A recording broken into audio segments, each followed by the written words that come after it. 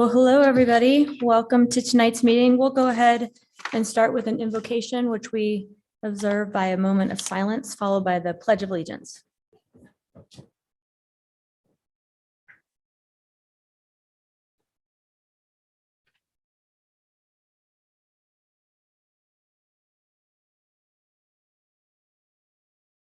I pledge allegiance to the flag of the United States of America and to the republic for which it stands, one nation, under God, indivisible, with liberty and justice for all. Thanks. Clerk, will you call the roll, please? Agent. Here. Clegg. Here. Halliburton. Here. Sanchez. Here. Willits. Here. Woodings. We have 5 present, 1 absent. And next, we have a request for approval of the council minutes from our work session and evening meeting of July 19th. Madam Mayor, I move approval of the City Council minutes of the work session and evening meeting of July 19th, 2022. Second. We have a motion and a second. Madam Mayor, Yes. I wasn't present at that meeting, so I will not be voting on this item. All right, thanks. Clerk, will you call the roll? Willits. Yes. Woodings. Clegg.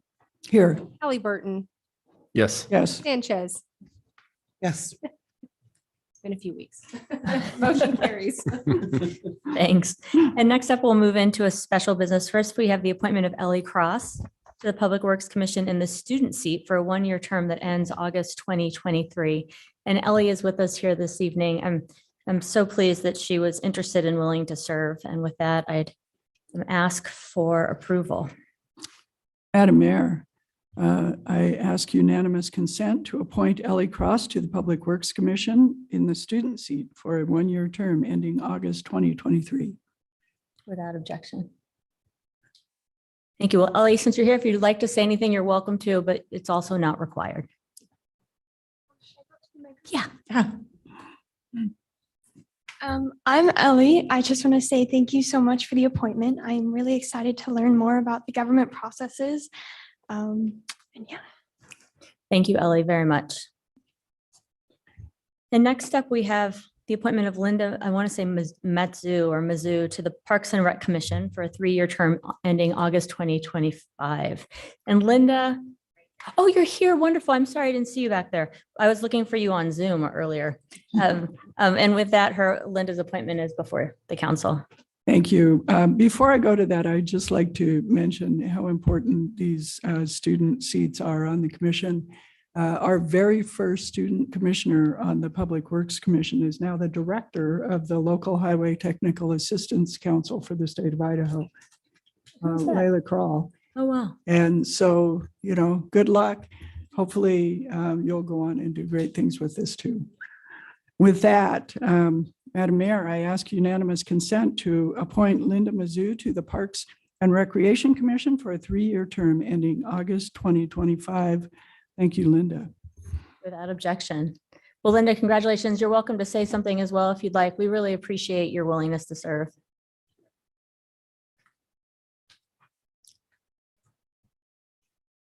Well, thank you very much. I really appreciate this opportunity, and I'm really looking forward to giving back to Boise and being able to work for the city. So thank you very much. Thank you. Thank you. And just if you would like to leave, you don't need to feel as though you must stay for this meeting. You're welcome to stay as long as you want, but we don't take it as a slight if you head out to celebrate or move on with your evening. Thank you both very much. And with that, we're going to hear from Eric. We have some interim budget changes.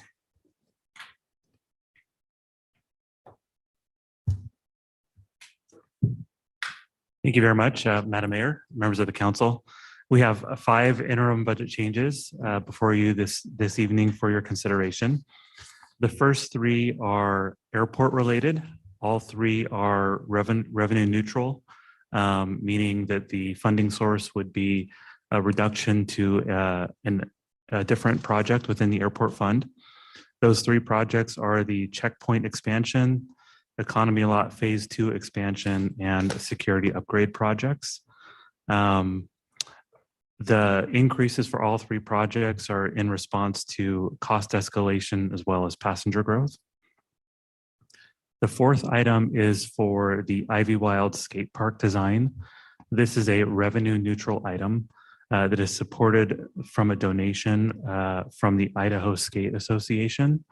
This adjustment is effectively advancing an investment that was included in the fiscal year 23 proposed budget.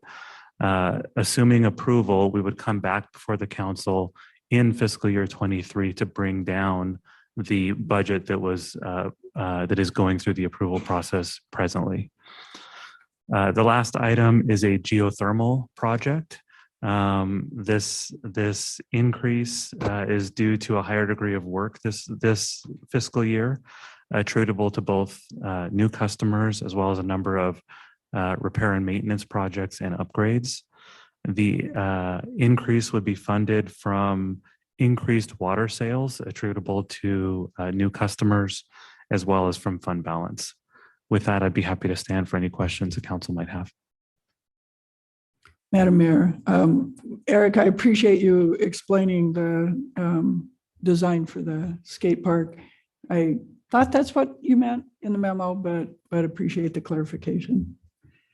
And excited to see all the airport projects to serve all the new customers that we're finding. With that, Madam Mayor, I would move approval of the interim budget changes of August 16th, 2022 as presented. Second. We have a motion and a second.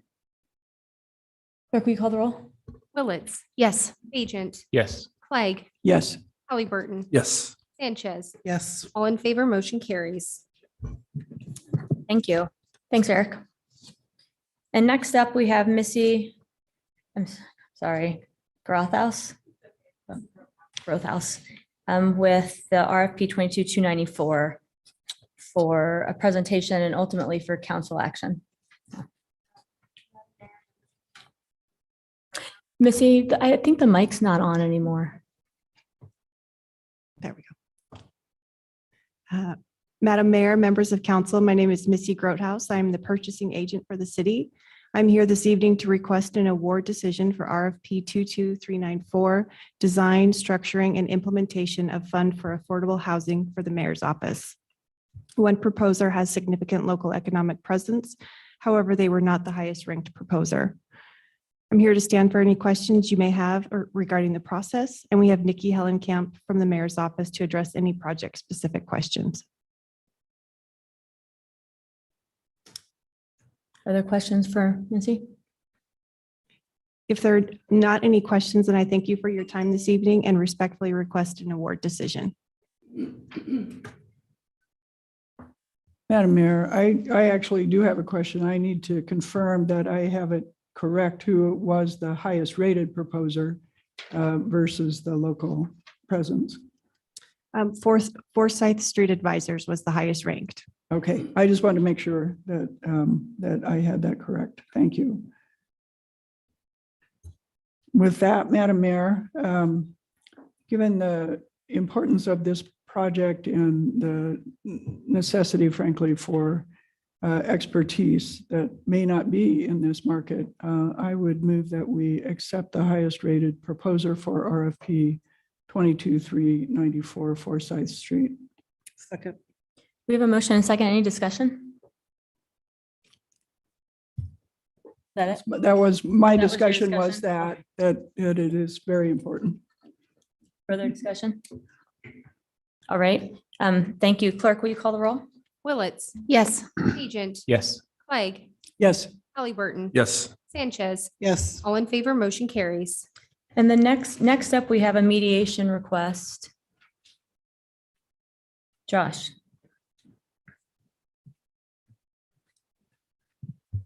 Thank you, Madam Mayor. Members of council. So in July, two parties of record filed for judicial review on the conditional use permit regarding interface sanctuary. As part of those petitions, both parties requested mediation to be brought before the council for action. The applicant has submitted a written memo included in your packets declining to participate in mediation. And this is not a public hearing, as a reminder. And with that, I would stand for any questions. Sure, go ahead. Madam Mayor, so we can order mediation, but the parties have to agree.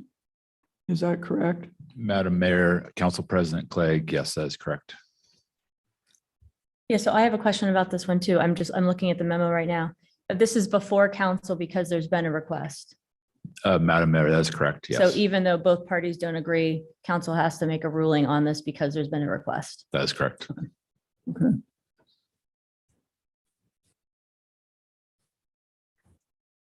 Well, there's no, Madam Mayor, there's no action item here, but my own personal experience has been that if two people are set to mediate and one refuses to mediate, not a lot happens. And it's a process by agreement that requires agreement.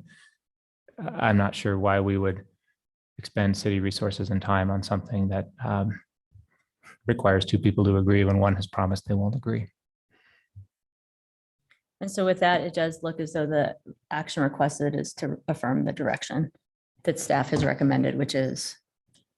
Okay. Madam Mayor, with that, I would move that we affirm the direction of staff that we not pursue mediation. Second. We have a motion and a second. Further discussion? Right, clerk, we call the roll? Phillips. Yes. Agent. Yes. Clegg. Yes. Halliburton. Yes. Sanchez. Yes. All in favor, motion carries. Okay, thank you. Thank you. Next up, we have the consent agenda. All items with an asterisk are considered to be routine by the council and will be enacted by one motion. There's no separate discussion on these items unless a council member or citizen so requests, in which case the item will be removed from the general order of business and considered in its normal sequence. Madam Mayor, I move approval of the consent agenda as presented. Second. We have a motion and a second. Just before we call vote, I wanted to say a couple things. There's a travel request on here for quite a bit of my team. Last week was a week of science is what I thought about the week afterwards. And while I was in the middle of it, first off, I had the opportunity to join the CEO of Micron at the bill signing for the CHIPS and Science Act last week. And Micron's a homegrown company that we're all really proud of in terms of going from being a tiny startup, a big dream tiny startup, to the fourth largest semiconductor manufacturer in the world.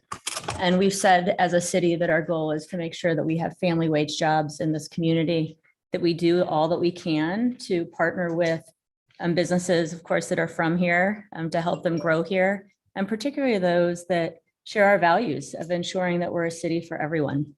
And I went with the express intention of highlighting again what a priority these jobs in this company is in our community, because there will now be the opportunity for domestic investment. And we'd like to see some of it here, as does the state. And then after that, I went straight to Idaho Falls and spent time with the National Lab, their director, and their science team, learning about all that happens out there. And we took public works folks, our business development folks, and some other people on my team, because they are leading the research and the field of EV, electric vehicle infrastructure, battery storage, and charging. They have deep interest in expanding their research as it relates to geothermal, and we have the largest geothermal system in the country. And they're doing quite a bit of work on carbon neutrality themselves. They have their own goals to be carbon neutral, and then to look at how they use research to meet those goals, and then to bring those to scale. And so both of these trips were designed with the intent of fostering deeper partnerships with employers, creating more opportunities for job growth here, and importantly, innovation that we've seen historically here, and we know is is really important as we continue to seek to grow an economy that supports our families. Madam Mayor, thank you. If I could just say a word too, there were a couple of resolutions on our agenda tonight that I asked questions about just to ensure that what we were doing with those. Resolutions 17 and 18 are pre-approval to use government contracts to access certain things, in this case, buildings that we don't have a need for exactly today, and that we may in the future, and they're the kinds of buildings that you'll want to be able to access very quickly if we do need them. So pre-approval for this is only approval to use those contracts, and if and when we ever need to, we'd have to approve the actual building that was going to be part of it. So just with that comment that I was satisfied that this was the correct action. Thanks. And with that, clerk, will you call the roll? Willetts, Yes. Agent, Yes. Clegg, Yes. Halliburton, Yes. Sanchez. Yes. All in favor, motion carries. Thanks. And before we move on to ordinances, on my agenda script, item F, which was had an asterisk, so was on the consent agenda, also has listed as a presenter David Mosier, and the applicant Mike Homan David's not here. So this was meant to be on this is a typo on my agenda. Great. All right. We are good then. We'll move into ordinances. We have several on first reading. Thank you, Madam Mayor. We do have a bit of a long agenda. Our summer break gave us a few things to catch up on. So with that, I ask unanimous consent that all ordinances on first reading be read by number and title only and filed for the second reading calendar.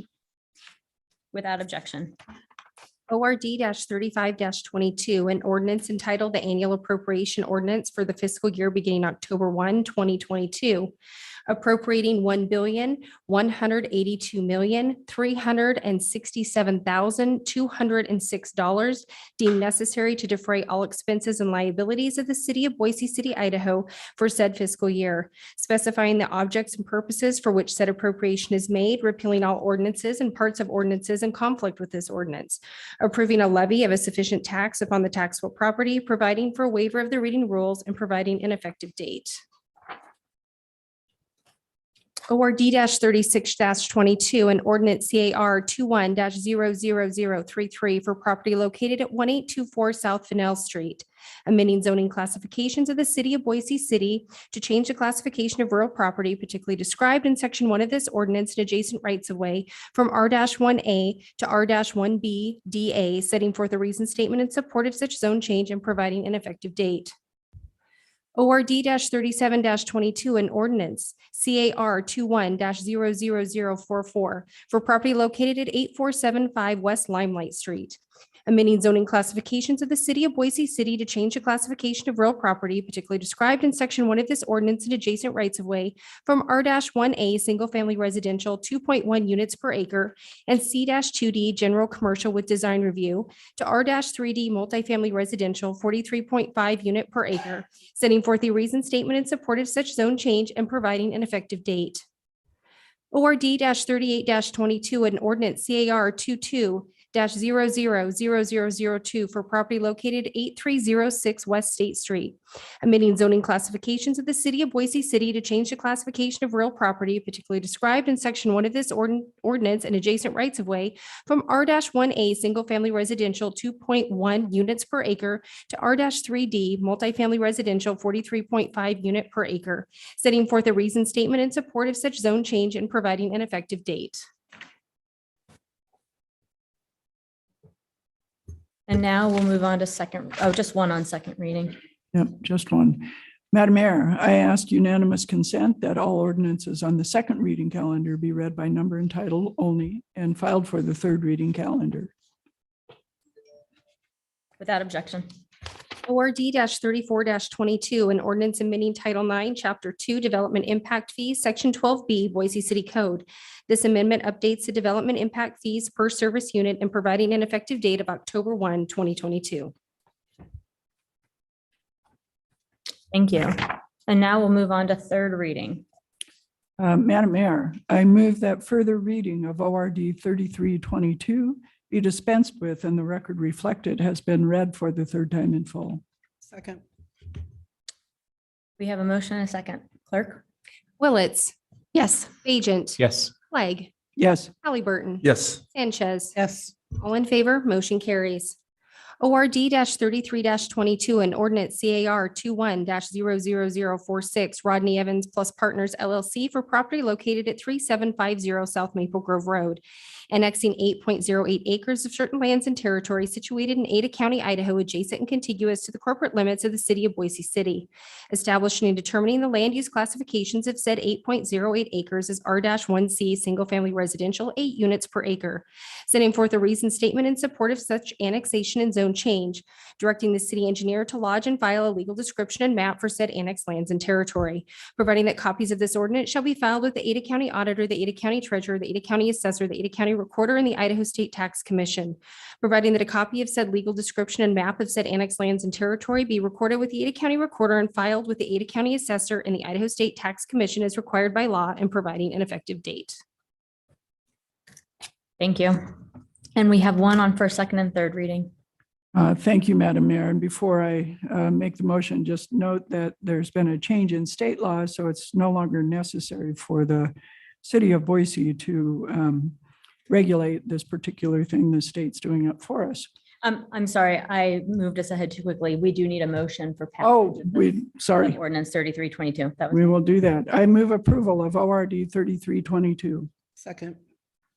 We have a motion, a second. Clerk, will you call the roll? Willetts. Yes. Bajent. Yes. Clegg. Yes. Halliburton. Yes. Sanchez. Yes. All in favor, motion carries. And now, first, second, third reading. Now on to first, second, and third. And with that, Madam Mayor, I move that all rules of the council interfering with the immediate consideration of ORD 3922 be suspended, that the portions of Idaho Code 5902 requiring an ordinance to be read on 3 different days, twice by title and once in full, be dispensed with, and that the record show it has been read for the third time in full.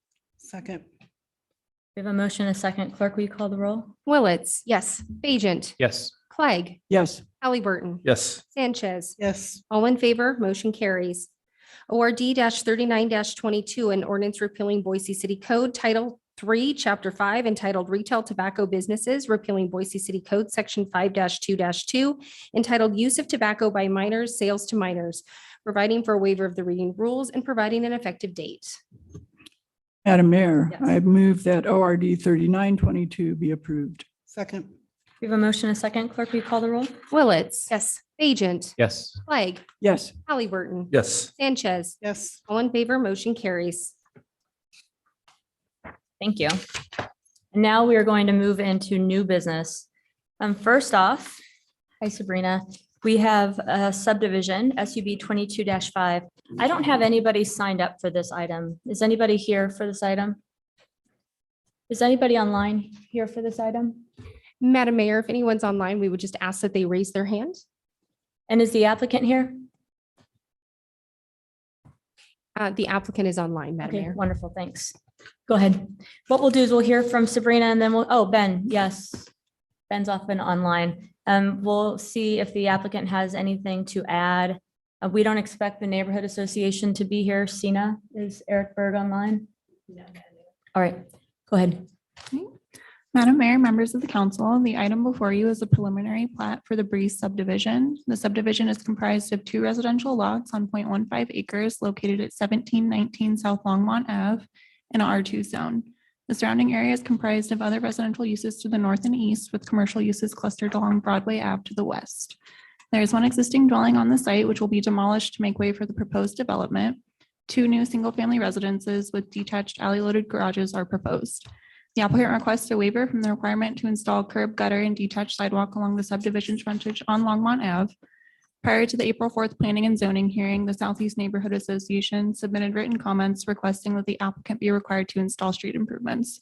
Although these improvements are typically required to improve pedestrian connectivity, comfort, and safety, the Planning and Zoning Commission recommended approval of the waiver due to the location of an existing irrigation ditch adjacent to the site, the potential for improvements in this location to create future drainage issues, and the past approval of multiple waivers in the immediate area, which remove potential for future connectivity. The applicant proposes one Class 1 and one Class 2 tree in the front yard of each new parcel. A tree mitigation plan is required to ensure that the new trees which are proposed will sufficiently mitigate for any healthy mature trees which are to be removed. At their April 4th hearing, the Planning and Zoning Commission unanimously approved the associated PUD and recommended approval of SUB 22-5. And I'll stand for any questions. Any questions? Madam Mayor, I guess just some questions for some clarity. So the street improvements would be potentially the request to have sidewalks on the street. And what we're seeing is that because of an irrigation ditch and then the lack of sidewalks in other areas, that wouldn't be feasible at this time. Is that what I'm understanding? Madam Mayor, Councilmember Halliburton, that's correct. Typically, those street improvements are required. The applicant is requesting those due to the drainage issues and the lack of adjacent improvements. Great, thank you. Thank you. Anything further? All right, Ben Semple, are you on? Madam Mayor, members of City Council, yes, I'm here. If you're in agreement with the terms and conditions of the staff report, you're welcome to just let us know. We are definitely in agreement with the conditions of approval in the staff report and would ask for approval of the subdivision. All right, thank you. I'm going to go ahead and open this. Is anybody here to comment on this one? Madam Mayor, could I ask Ben a question? Yes. Thank you, Ben. So I'm going to ask the same question essentially as Councilmember Halliburton. And since we don't have an ACHD person here, my question has to do with if you don't put in sidewalk, as the other lots develop on this lot, or on this block, how is that sidewalk going to end up getting built? Madam Mayor and Councilmember Clegg, there was 2 projects that were completed actually on either side of this project that were granted waivers of the street frontage improvements due to a delivery ditch that runs on the west side of Longmont Avenue. The south end of Longmont dead ends into a commercial development that effectively blocks any pedestrian connectivity from here to the south. There is an alley immediately behind to the west, which provides surface walkability to the Broadway frontage and sidewalks there. ACHD had some concerns about drainage along here. There's kind of limited, there's maybe 2 or 3 other parcels that could redevelop along here. And so I think according to my correspondence with ACHD, they indicated they wanted to wait until they could do a full redevelopment of the sidewalk because they were concerned about just, again, the drainage and then that irrigation ditch. Okay, thank you. So just, I appreciate the challenge you're faced with on this block, but again, for the record, we've talked about this a lot in the past, and here we have a block that we lost the opportunity for sidewalk in front of 2 houses. Now we've got a 3rd and 4th house that we'll lose the opportunity for. Yes, access is blocked to the south. It's not blocked to the north.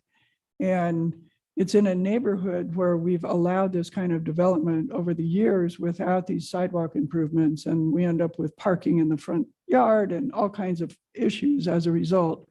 So I would ask that the planning department really give some thought to this, go to ACHD and figure out a solution that we can begin working on over time that's systemic for this neighborhood so that we don't end up with these parcel by parcel redevelopments without sidewalk. And then, well, gosh, they got a waiver, so we need to get one too. Because I think we're setting up yet another block in this neighborhood for this same problem that we've seen over and over again. Thank you.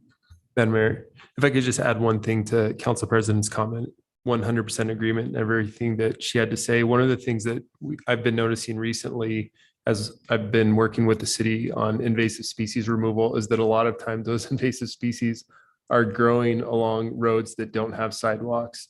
And that's typically where kids are getting flat tires, dogs are getting thorns in their paws, all sorts of other stuff are happening.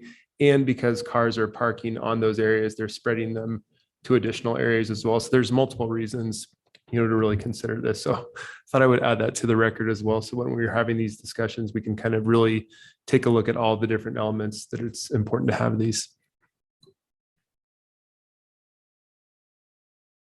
Other questions? Okay. There's nobody online or in the room for testimony. And so I'm going to see if the applicant would like to say anything further before we close this hearing. Madam Mayor, members of City Council, I don't have anything further to add. Thank you. All right, thank you. And with that, I will close the hearing. Madam Mayor, thank you. I would move approval of Breeze Subdivision SUB 22-00005, Boise City preliminary plat, Rodney Evans and Partners at 1719 South Longmont, with direction to staff to investigate a systematic solution to waivers of sidewalks, although we will grant the waiver in this instance. Second. We have a motion and a second. Is there further discussion? All right, clerk, will you call the roll? Willetts. Yes. Bajent. Yes. Clegg. Yes. Halliburton. Yes. Sanchez. Yes. All in favor, motion carries. Thank you. And now we will move to CAR 22-4.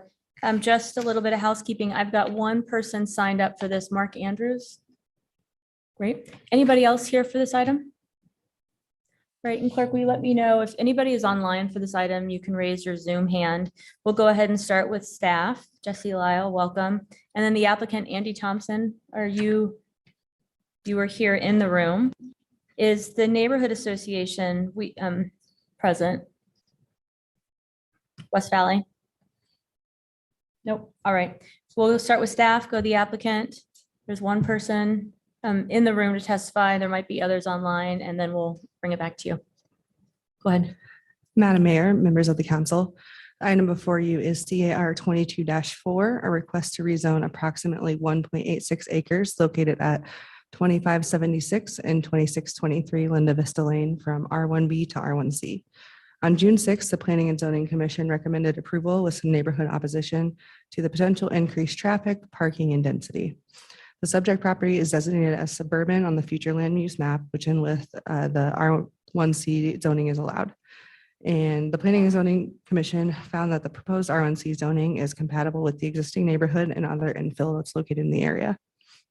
Additionally, as this application is for the rezone only, the applicant will be required to come before the commission for any proposal more dense than single family or duplex development. In conclusion, the planning team and commission recommend approval of CAR 22-4, and I'll be happy to answer questions. Thank you. Any questions? Yes.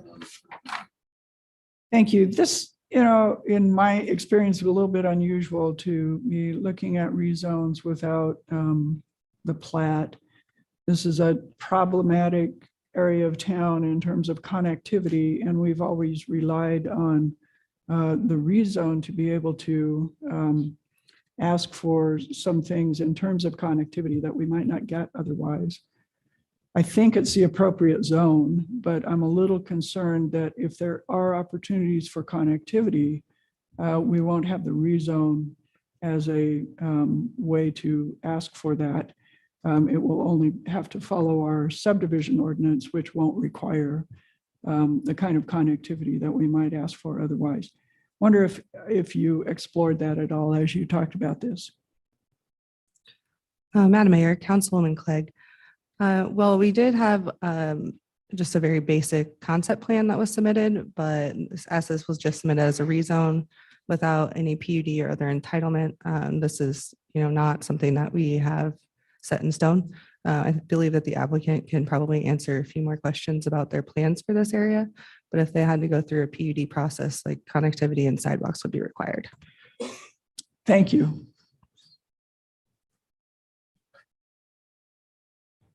Any further questions? I will go ahead and hear from the applicant. Mayor, council members. Hi, I'm Andy Thompson. Mr. Thompson, will you just pull it up a bit so you're a little louder? Is that better? Yeah. Okay. Thanks. Hi, my name is Andy Thompson, and Jesse's done great and eloquently advocated for the project. I have nothing really to add to that. Except for that, I own 2605 just to the south there in the picture. That's me with that house there. I've gone through the zoning and the PUD for that. And so my neighbors are like, hey, can we move forward with that too? I said, yeah, zoning has to be correct if you want to do PUD. So they didn't have any PUDs in place. I said, these are some of the things you can do. Do the zoning change. That way it is for sure that you can fit that density where you're at. So I'm kind of a neighbor doing a friend or doing a favor. Madam Mayor, thank you. I appreciate that. I'm looking particularly at the lot to the west of 2605 and the fact that there is a service drive that abuts up to the property line. I don't know if there was a cross-access agreement required with that, but as you know from these kinds of areas, how difficult it can be to get from one of the collectors to another, and getting those even pedestrian connections through in those places where we can is incredibly important, so that people don't have to get in their car to drive when they might have a quarter of a mile walk. So my concern is that we still have the opportunity to take advantage of any of those connections that might exist on these three lots. Does that make sense? Oh, yes. And to that, I say Corey Lane is 150 feet to the south, not included in this map. And on 2605, oh yeah, there we go. Quarry Lane's right there, and it connects Mitchell and Linda Vista. The one that I had done just to the south is R1C. It has the subdivision behind it already packed in there. So there's that's a private drive rather than a drive-through. And my approval for that one, which obviously I don't want to go too far into because of, you have your time constraints. So yeah, I can't say to those things, but I really see no big, there wouldn't be no reason to put a road right there with the others connecting. Thank you. I appreciate that sentiment. I've seen over time when those can make a real difference in whether people choose to walk around a neighborhood or get in their car and drive. And so I bring it up tonight so that the planning department is aware of the concern. And as you do bring the plat forward, they can make sure and see that we don't lose any opportunities that otherwise might be there. Okay. Thank you. Okay, I'm going to open up the public hearing.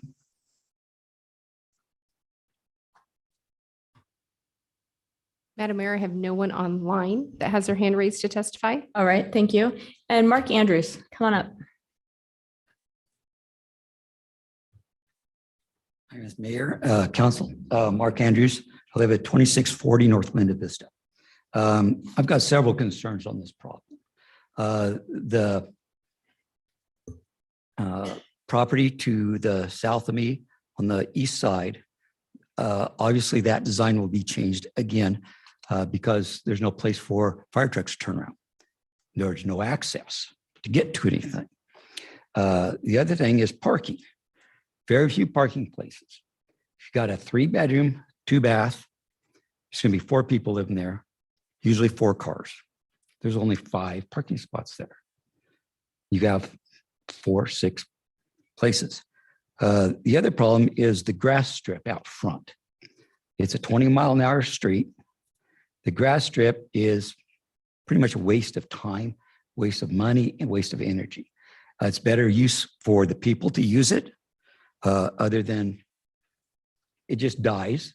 People don't take care of it. It's just a pain. The other thing is a 20-mile-an-hour speed limit. So you really don't need it. People can walk down the side of the street without having a car flying by them at 80 miles an hour. Sometimes they do, though. It's the problem. The other one is the rents on these places. The elderly people, fixed incomes, cannot afford $1,500 a month rent for a 2-bedroom. It's getting astronomical in this town.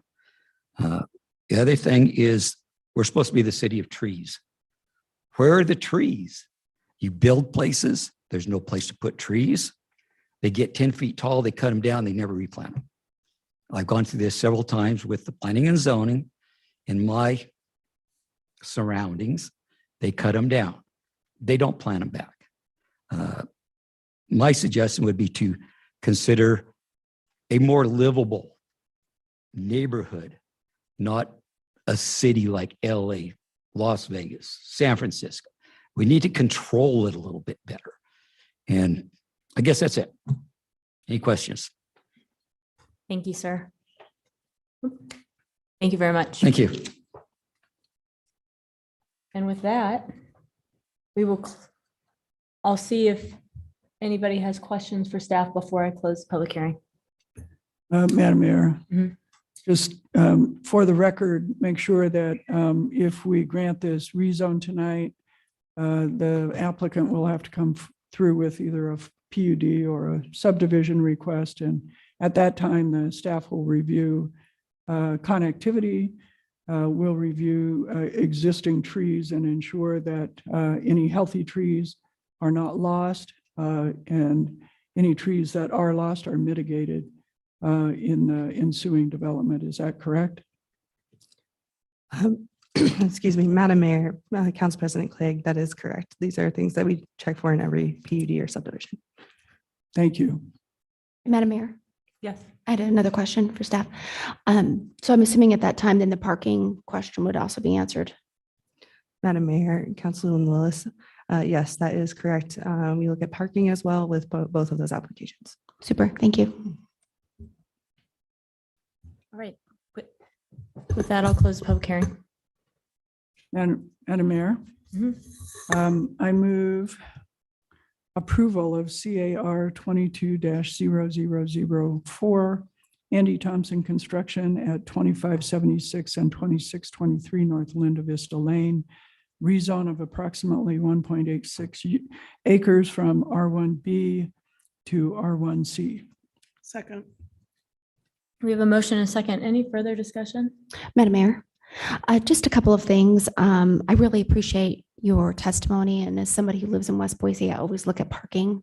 We walk when we can, but also we just know that, people drive to get where they need to go. So this isn't part of this application, but when you come back, would be very interested in how you're going to address that, because we know lots of people are living together to reduce cost, and they usually have cars. So I think it's a valid point. I'll absolutely support the motion, but I think it's something worth considering. Thank you. All right, thank you. Clerk, we call the roll? Willetts. Yes. Agent. Yes. Clegg. Yes. Halliburton. Yes. Sanchez. Yes. All in favor, motion carries.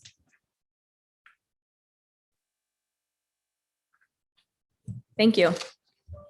Next up, we have CVA 22-8, an appeal of the P&Z Commission's denial of a request for a variance at 1302 North 24th Street. Welcome back. Thank you. We'll hear from staff, then we'll hear from the appellants. Tomans. Great.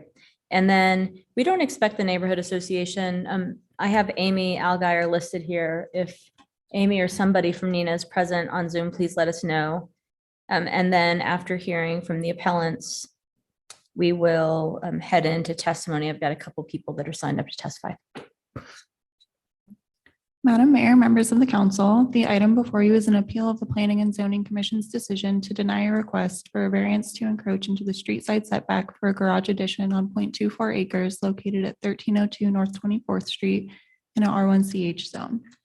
On June 6th, the commission heard a request for a variance which would allow the existing non-conforming garage on the site to be expanded to encroach 19 feet into the required 20-foot setback, with the eaves of the garage extending to the property line. The expansion was requested to allow the garage to accommodate a wheelchair accessible van. Following a public hearing and deliberations, the commission denied the variance request. On June 13th, the appellants appealed the commission's decision based on multiple grounds, which are summarized on this slide. The ADA and FHA require municipalities to make reasonable accommodations in rules, policies, practices, or services to afford individuals with disabilities equal opportunity to use and enjoy a dwelling. However, the commission found that the requested accommodation was not reasonable due to the safety concerns associated with encroaching into a clear vision triangle, the potential for the proposed expansion to hinder future street improvements, and the availability of alternative options for providing wheelchair accessible parking on the site. The commission's decision was based on the full record for the application, which included the application materials, staff report, late correspondence, staff and applicant presentations, and public testimony. The decision was based on the application's failure to comply with the required findings of the development code. The commission found that there was not a hardship associated with the property itself. The proposal conflicted with the policies of the comprehensive plan, and granting of the variance would be detrimental to the public health, safety, and welfare. Therefore, the commission found that the accommodation requested by the applicant was not reasonable and directed them to pursue an alternative site layout. The variance application was reviewed and heard in compliance with the requirements of the development code. The late correspondence provided by the applicant was reviewed by the commission prior to the hearing, and no decision was rendered until after a full public hearing and deliberation by the commission. The appeal memos indicate that the project architect who attended June 6th hearing virtually wished to be unmuted during the applicant rebuttal portion of the hearing. However, no indication was made during the hearing that they wished to be unmuted, and the applicant utilized the full time allotted for their rebuttal. Therefore, the public hearing was conducted in compliance with the requirements of the development code. In conclusion, staff recommends that the council deny the appeal and uphold the Planning and Zoning Commission's denial of the variance. If you do opt to approve the appeal, the grounds through which you may find error in the commission's decision are included on this slide, and I'll stand for any questions. Questions? Madam Mayor, Yes. this particular application got a certificate of appropriateness before it went to P&Z. Is that correct? Madam Mayor, Council President Clegg, that's correct. And so the Historic Preservation Commission did not find any particular error with the design of the extended garage. And so the decision of the P&Z was based solely on the setback issues. Is that, was I reading that correctly? Madam Mayor, Council President Clegg, that's correct. The Historic Preservation Commission reviewed for that piece of compliance, and the Planning and Zoning Commission was primarily focused on the setback. And then my last question, this kind of odd little corner of the north end, there's not sidewalks on that particular side of the street. So while the setback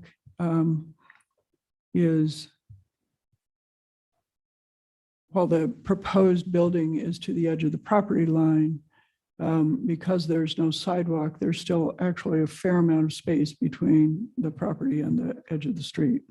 Is that also, am I reading that correctly? Madam Mayor, Council President Clegg, that's correct. There's roughly 13 and a half feet between the back of curb and the property line, which is the amount of space you would need to do a detached sidewalk. It would just be right against the building. Okay, thank you. Madam Mayor. Reading through the appeal report, there was some conversation surrounding clear vision triangles that I was having a little bit of a hard time understanding exactly what order it took place. It looked like there was maybe some confusion about when the handout was submitted, when it was presented, and I'm trying to figure out where that ended up landing as far as the clear vision triangle. Yeah, Madam Mayor, Council Member Halliburton, I have a couple slides to help clear that up as much as we can. So this is directly from the city's zoning code. This is the definition of a clear vision triangle, showing how that's defined at the intersection of two streets, as well as how it's defined at the intersection of a street with a driveway or alley. And this slide shows where that clear vision triangle is in relation to the proposed addition. And Madam Mayor, the follow-up question there. It seems like there's maybe some debate on whether or not this was submitted and planning and zoning took this into consideration. And from what I'm gathering from the appeal report, that it's the staff believes that this was adequately discussed during the planning and zoning hearing. Madam Mayor, Councilmember Halliburton, that's correct. The slide that's shown currently was part of the presentation that was given during the planning and zoning hearing. Great, thank you. Madam Mayor, I guess just to clarify or to follow up on Councilmember Halliburton's point or question, like as I understand it, the issue here is that there's 10 by 20 feet of no clear vision for cars approaching, I guess it'd be 24th Street. But there's also a tree right in the way, right? And we wouldn't let them remove that tree if they wanted to without replanting it. Is that right? Madam Mayor, Councilmember Bagent, the tree isn't inside of the clear vision triangle as it's defined by code. So that wouldn't apply, but I see. So our code defines the clear vision triangle as the portion of the property, but not the portion of the right of way.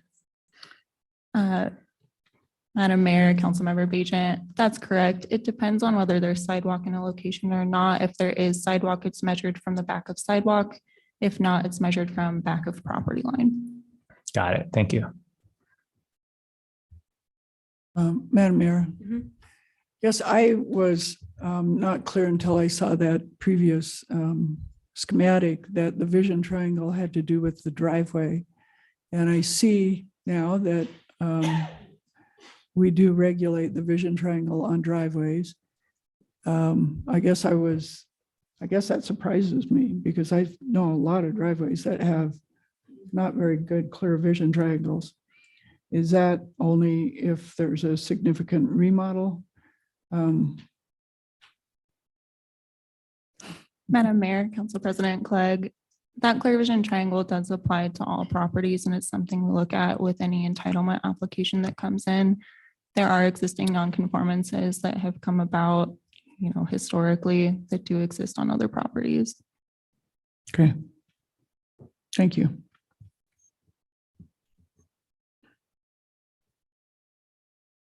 We'll go ahead now and hear from the appellant, Mr. and Mrs. Tillman. And then I also have a Brian Gilbreth listed. Okay, great. Good evening. I'm John Tillman, 9345 West Levitt Street in Boise, Idaho. Honorable Mayor McLean, honorable City Council members. We please ask for everyone's understanding and approval of this very small and simple setback variance request. Our history, my wife and I have been Idaho and Boise for generations. I'm a 1966 Boise High School graduate and Boise State Bachelor of Science graduate. My wife was a legal secretary and court reporter. My Swedish father hand-built 1302 North 24th Street in 1937. He was director of the Idaho State Employment Service. He was state war manpower director and civil service director appointed by Judge Chase A. Clark. My father also supplied labor to build Sun Valley Lodge. We are historic Boise in Idaho. Most of the P&Z and city's response is commingled, conflicting, and misleading. Most of all Boise commissioners are admittedly untrained and have stated the lack of ADA, HUD, and FHA laws, state and federal. Mr. Gillespie was comparing a normal regular shaped lot to ours, which is incorrect. Our lot basement was excavated, 7-foot high basement by about 1,400 square feet of dirt was spread over the lot and raised it above grade due to historic flooding. The lot in extra high foundation that it has raised all of the entry areas several feet to gain access to the main floor. Any of the main floor. There is a hardship with the current site, lot, and entry. 1402 North 24th Street, corner of Limp, just had a side street old garage demolished, 45% larger, 2 neighborhood objections, and a legal counsel representation that objected. The variance was recently approved for a young non-handicapped family. There will be no clear vision issue with the corner lot. It's a center side street garage. It has from the front of the garage door, it has 75 feet towards the North 24th Street property line. And just a minute, I lost my place here, sorry. And it also has approximately 75 feet from the rear of the garage to the alley property line. The side of the garage and the driveway entrance onto Reidenbaugh has 13 feet while the vehicle is sitting in the driveway, 13 feet from the property line to the curb. It also has another 15 feet to the center of Reidenbaugh, which is 30 feet wide. So when you're in the center of a block, how could there be a clear vision obstruction?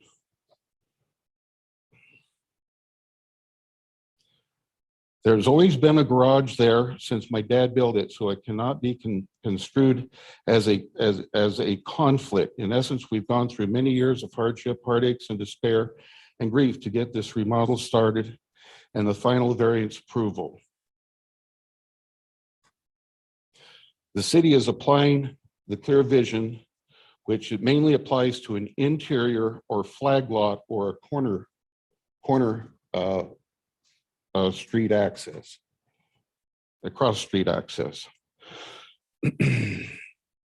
My wife Jaylene and I have had temporarily to move from our 24th Street home over a year ago due to her inability to navigate the stairs without my help and a fall risk. Then on October 21st, she had her fifth grand mal seizure, rehab, and learning how to walk again. All her medical history was included in the variance application, including Dr. Simmons, neurologist and neurophysiologist report stating she has a diagnosis of multiple sclerosis, which has resulted in impaired gait and severe spastic weakness of the lower limbs. She is clearly physically disabled. She also has CHF, a cardiac stent from her January 2018 heart attack. Prior to doctors, I've ordered handicapped van with garage access. We have spent nearly $25,000 in architectural fees that have explored every option on our entire home and garage renovation.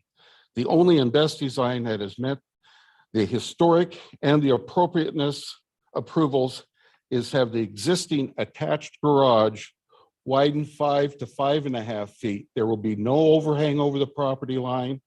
It's just a slight increase. This will accommodate a standard garage door and internal ramp for all weather access, and that is very important. We have Commissioner Chris Stanley pointed out that he had ADA and HUD regulation knowledge, and they, the P&Z, cannot trump federal laws. With little regard to our expert architect's testimony and my wife's severe handicap, P&Z denied the variance in violation of state and federal laws protecting disabled persons' rights.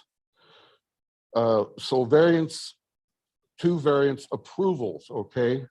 So they exceeded their statutory authority.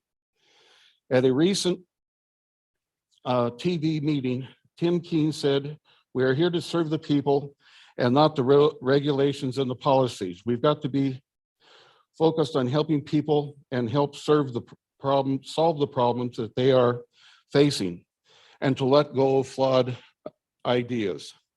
Please help us, as the Honorable Mayor McLean directive so eloquently states, to help us have a city for everyone and a safe place to live."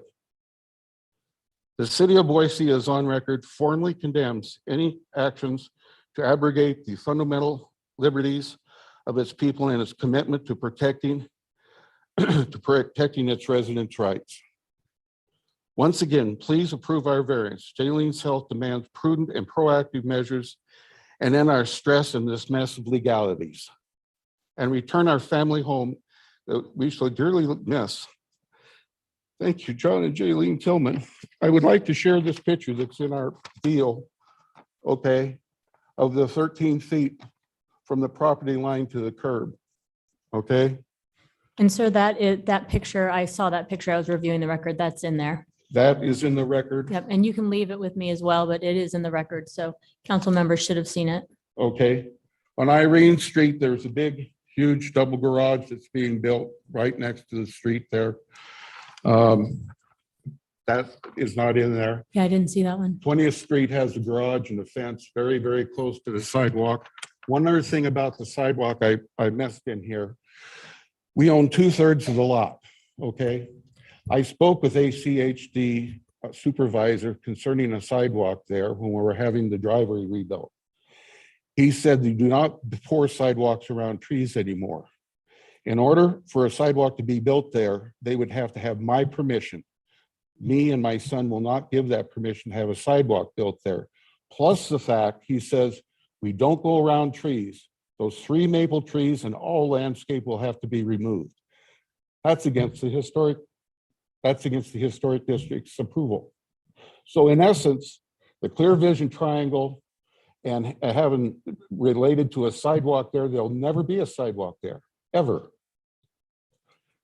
So I thank you very much. And there's the front steps to the house, which is in there. You know, it's all, you know, you'd have to have a 30-foot ramp to get up there. And there's also other pictures. I'd like to relinquish some of my time to my son and Bryant, the architect. Thank you. Madam Mayor, a couple of questions before John. Excuse me, sir. Councilmember Halliburton has some questions. John, I just got a couple questions for you. First of all, really beautiful house. I used to be a roofer and it looks like it would be a really hard house to roof. But it's got some really pretty roof lines on there. 12. Yeah. I realize it's emotional to come up here and to do this again. You've already done this in front of planning and zoning. So I hope you don't take this as badgering you. I'm wondering if you could talk to me a little bit more about how you see this as a hardship. Sometimes when we see some of these applications, we look at hardships and it has to do sometimes with an abnormal size of lot. It might have to do with geography on the lot, whether it's really steep, maybe there's a cliff, maybe there's a canal running through. I want to make sure that I've got a clear understanding of why you view this as a hardship that would require a variance. Well, historically, there's been flooding along Irene and the Crane Creek comes down there at Elm Grove Park. There's also a canal about a block and a half away on Reidenbach, okay? The whole lot, my dad knew a lot of history about Boise, okay? And the whole lot was built up from the dirt. They didn't have all of this power hydraulic equipment back then, okay? It was actually taken out by a horse-drawn skid, okay? And I met the lady whose father did it. It was Mick Ritchie on 1620 North 19th Street. But at any rate, the whole lot is built up sod-wise, dirt-wise, higher than normal grade. And so the foundations of the house to prevent flooding getting into the basement were also built higher. And that's why on the front step there that has been, that you probably have close to 3 feet, okay? My wife is severely handicapped, and for her to go up a ramp, how about Snowmageddon? You want to have a big covered ramp, it'll have to be covered on all sides so the snow doesn't blow in. That's this problem with the site. The curved driveway was built that way, and the bedrooms were extended front and back. But the original front door faced Breidenbach, even though it had a 1302 address. The suggestion that we build a ramp up to the old front door is incorrect, and that was never pointed out during the first meeting, because the front door is going to be relocated to extend and face 24th Street. John, I'm going to interrupt you just real quick here, because I think that you maybe identified the 2 areas that you were identifying it as a hardship. One was potentially the curved driveway that was originally installed. And then the second one was the height that the house was originally built upon being higher than what would typically be built today. Is that correct? All entrances are probably close to 3 feet inside the garage, the front door, and the rear patio. They're all built way above grade. Great. Perfect. Thank you. Thank you. Thanks. We can hear now from your son. And then is Brian Gilbreth online? Yeah, he's Okay, great. online. My name's Chris Tillman, 880 North River Path Lane. That photo up there that was just up there, that just shows the extra 5 feet, what it would look like if it were to be added on. And also a quick note before I start my speech is the clear vision triangle. We have a corner lot, so I think they took it off of an interior and flag lot is what is on the website, is what they have. They have interior flag lot, clear vision triangle, and then they have corner lot criteria for clear vision triangle. And I have that slide too that we can look at. Okay. Honorable Mayor and City Council, P&Z's denial of CVA 22-8 was an error. I'm compelled to speak on my parents' behalf. This should not be a hard issue to rule on. The Convention of the Rights of Persons with Disabilities Treaty, ADA, FHA, Rehab Act, et cetera, all mandate rights that state parties shall ensure personal mobility to the greatest extent and independence feasible by facilitating their mobility in the manner and at the time of their choice. They define access as the shortest, most unobstructed pathway from the transportation unit, in this case a van, into the residence. Having covered access is essential to safety, and I quote, "In inclement weather, slow progress and resting can greatly increase a disabled person's exposure to the elements and probability of slips, trips, and falls. All other access points as analyzed by our expert architect would result in a further distance traveled and/or exposure to the elements, removal of historic trees, etc. There are also hardships and exceptional circumstances that are consistent with many past variance setback reduction cases that have been approved, and we submitted quite a few of them. One case in particular, CVA 14-00052 on Eastman Street states, and I quote, "There is an exceptional circumstance in that the garage is currently non-conforming with a 13-foot setback. As such, any addition would require a variance. The applicant has limited mobility and relies on an electronic scooter and garage ramp to gain access to her van. The current design requires her to exit the garage and drive around the rear of the vehicle to access the van lift. In inclement weather, this can be quite dangerous. Approval of the 5-foot variance will provide the necessary room to modify the ramp design to allow access without opening or exiting the garage. This case is almost identical to ours and was approved. And Idaho statute title 67-5230, number 5 states, following the granting of a waiver or variance, the agency shall consider a rule change that will allow all similarly situated persons to derive the same benefit granted to the petitioner. This is a set precedence." And going back to the hardship too, Gillespie stated the hardship has to be endemic to the parcel itself, i.e. a cliff, an unusual grade, a creek. This parcel isn't flat. It is uneven. It is higher. And it's like a cliff to my mom because it's, long story short, the question for you all now that is of reasonable accommodation. Is widening an existing garage just 5.5 feet to allow safe covered handicap access into and out of the house a reasonable accommodation? The fact that the city staff recommended excessive travel distance from the alley into the rear of the house for someone who is mobility impaired is appalling and shows a complete disregard for her impairment. After exhausting all scenarios on access by architectural experts, we're asking you to please vote according to law and grant us a small variance, which is more than reasonable. Thank you for your time and consideration. One more side note is our architect said the ramp would have to be probably about 42 feet out front because of each inch you gain in height, you have to have a foot of ramp. So that's what it'd be with the existing height. Thank you. Thank you. Any questions? Any questions for Chris? Thank you, Madam Mayor. Thank you. I just have a question. So it sounds like you consulted with an architect. Did you happen to consult with an attorney who deals with fair housing law or ADA? We talked briefly. My dad's neighbor is an attorney, so we talked to him a little bit about it. Yeah. Don Koppel's his name. Okay. I wish he'd have come tonight. He was at the last P&Z meeting. Okay. All right. I just wanted to know if you had consulted with an attorney specifically about those laws. Yeah, we spoke with him. Thank you. Thank you. No question. Madam Mayor, did you consider closing the second access to the driveway and making it just a regular driveway rather than a circular one? Wouldn't that take away any issue with the vision triangle? I have a slide that has the alternate ones that our architect proposed, and maybe he's online. He can maybe give you more. No, why don't we leave that for the architect to answer? Yeah. Yeah. Can we have the architect answer that? Sure. That'd be he's great. online if he Yep. can be unmuted. So why don't we do that? Well, Hi there, Brian. If you could start by answering the council president's question, if you heard it, or she can restate it, and then feel free to jump into what you wanted to share with us today.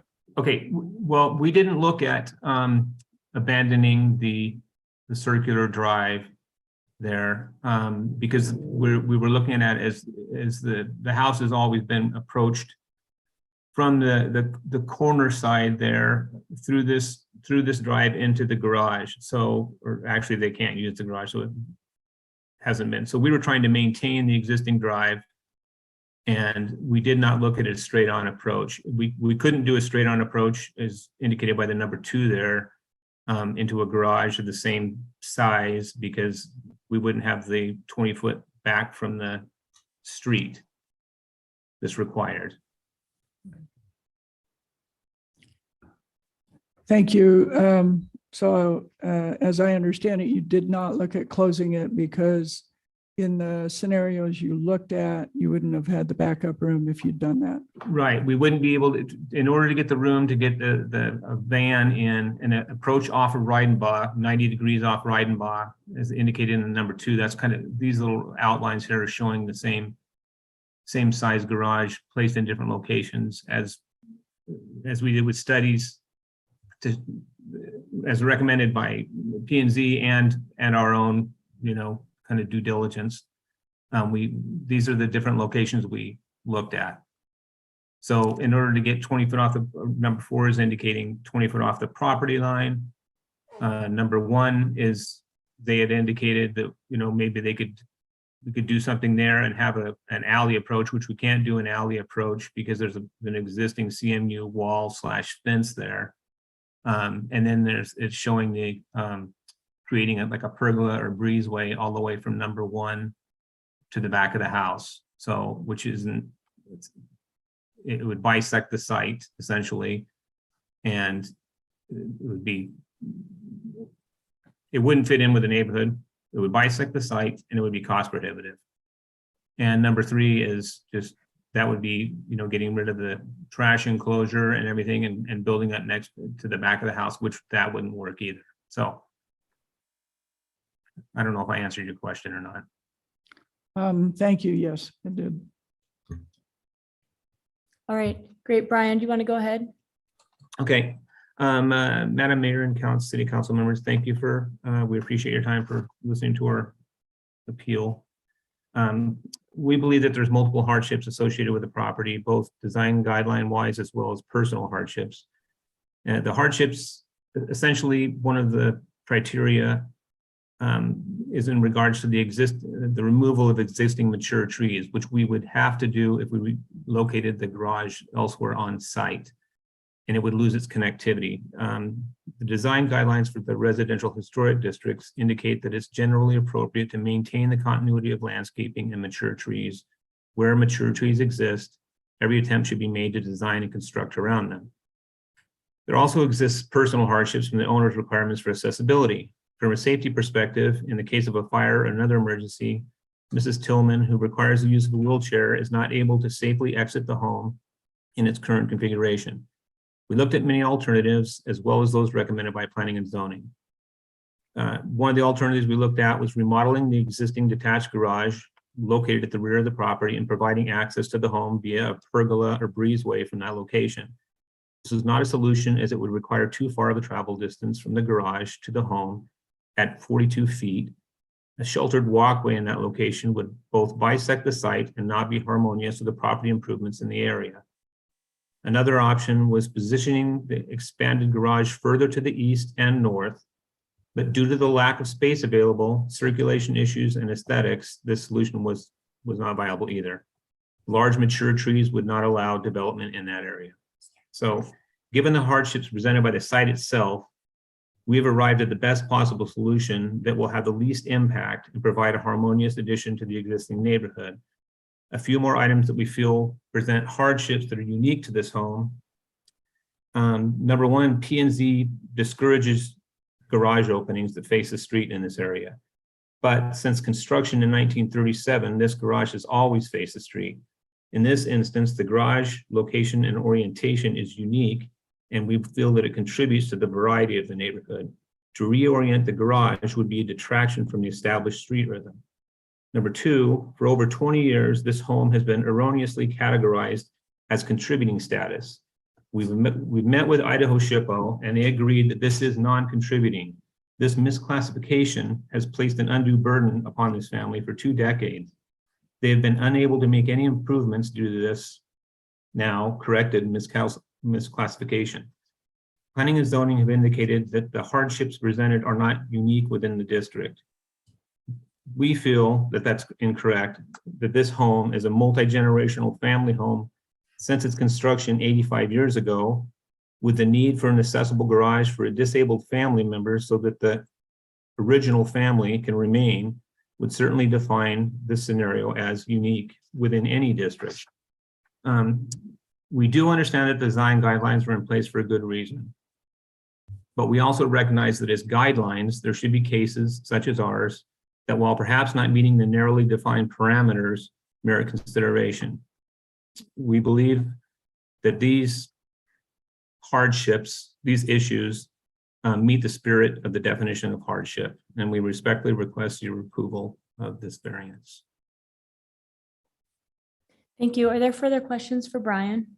Madam Mayor, Yes. I do have a couple of questions for the architect. The first is whether there was a design that could accommodate the needs of your client, but that would not have been approved by the Historic Preservation Commission. And I think looking at this drawing up here, the answer is no, but I wanted to check on that because that's kind of an issue here. Well, right. So we're fighting battles on a couple different fronts. So, we have to do something that will be accepted by the historic preservation folks and, the powers that be for the neighborhood. And we wanted to do something that was, more harmonious for the neighborhood. They did despite this home actually being in the contributing, it had an erroneous contributing status. They were still allowed to remodel the entry. I think it was back in 97, maybe. I don't recall the date right now, but that 45-degree entry that's on the front of the house, if you look at that, you can definitely say that that is not in keeping with any of the other homes in the neighborhood. So I don't know how that was approved personally, but we are, in our remodel, we're looking at, as John indicated, reorienting the entryway and creating a patio space kind of there that is more fitting with the neighborhood. So yes, we did. We had to look at this. We tried before locating this garage in various areas on the site, but we still needed connectivity essentially, because that's the primary thing here, is for her to have direct access into the house. Yeah, let me try again because I didn't ask sorry. very well. No, you did great. It was a perfect answer to the wrong question. So my question was, what I was trying to ask was, it seems like in order to meet the needs of your client at this home, something has to give. And it's either the variance or maybe something else. And so what I was asking and kind of aiming at is there a way to get what your client needs while respecting the variance if we depart from the historic guidelines instead?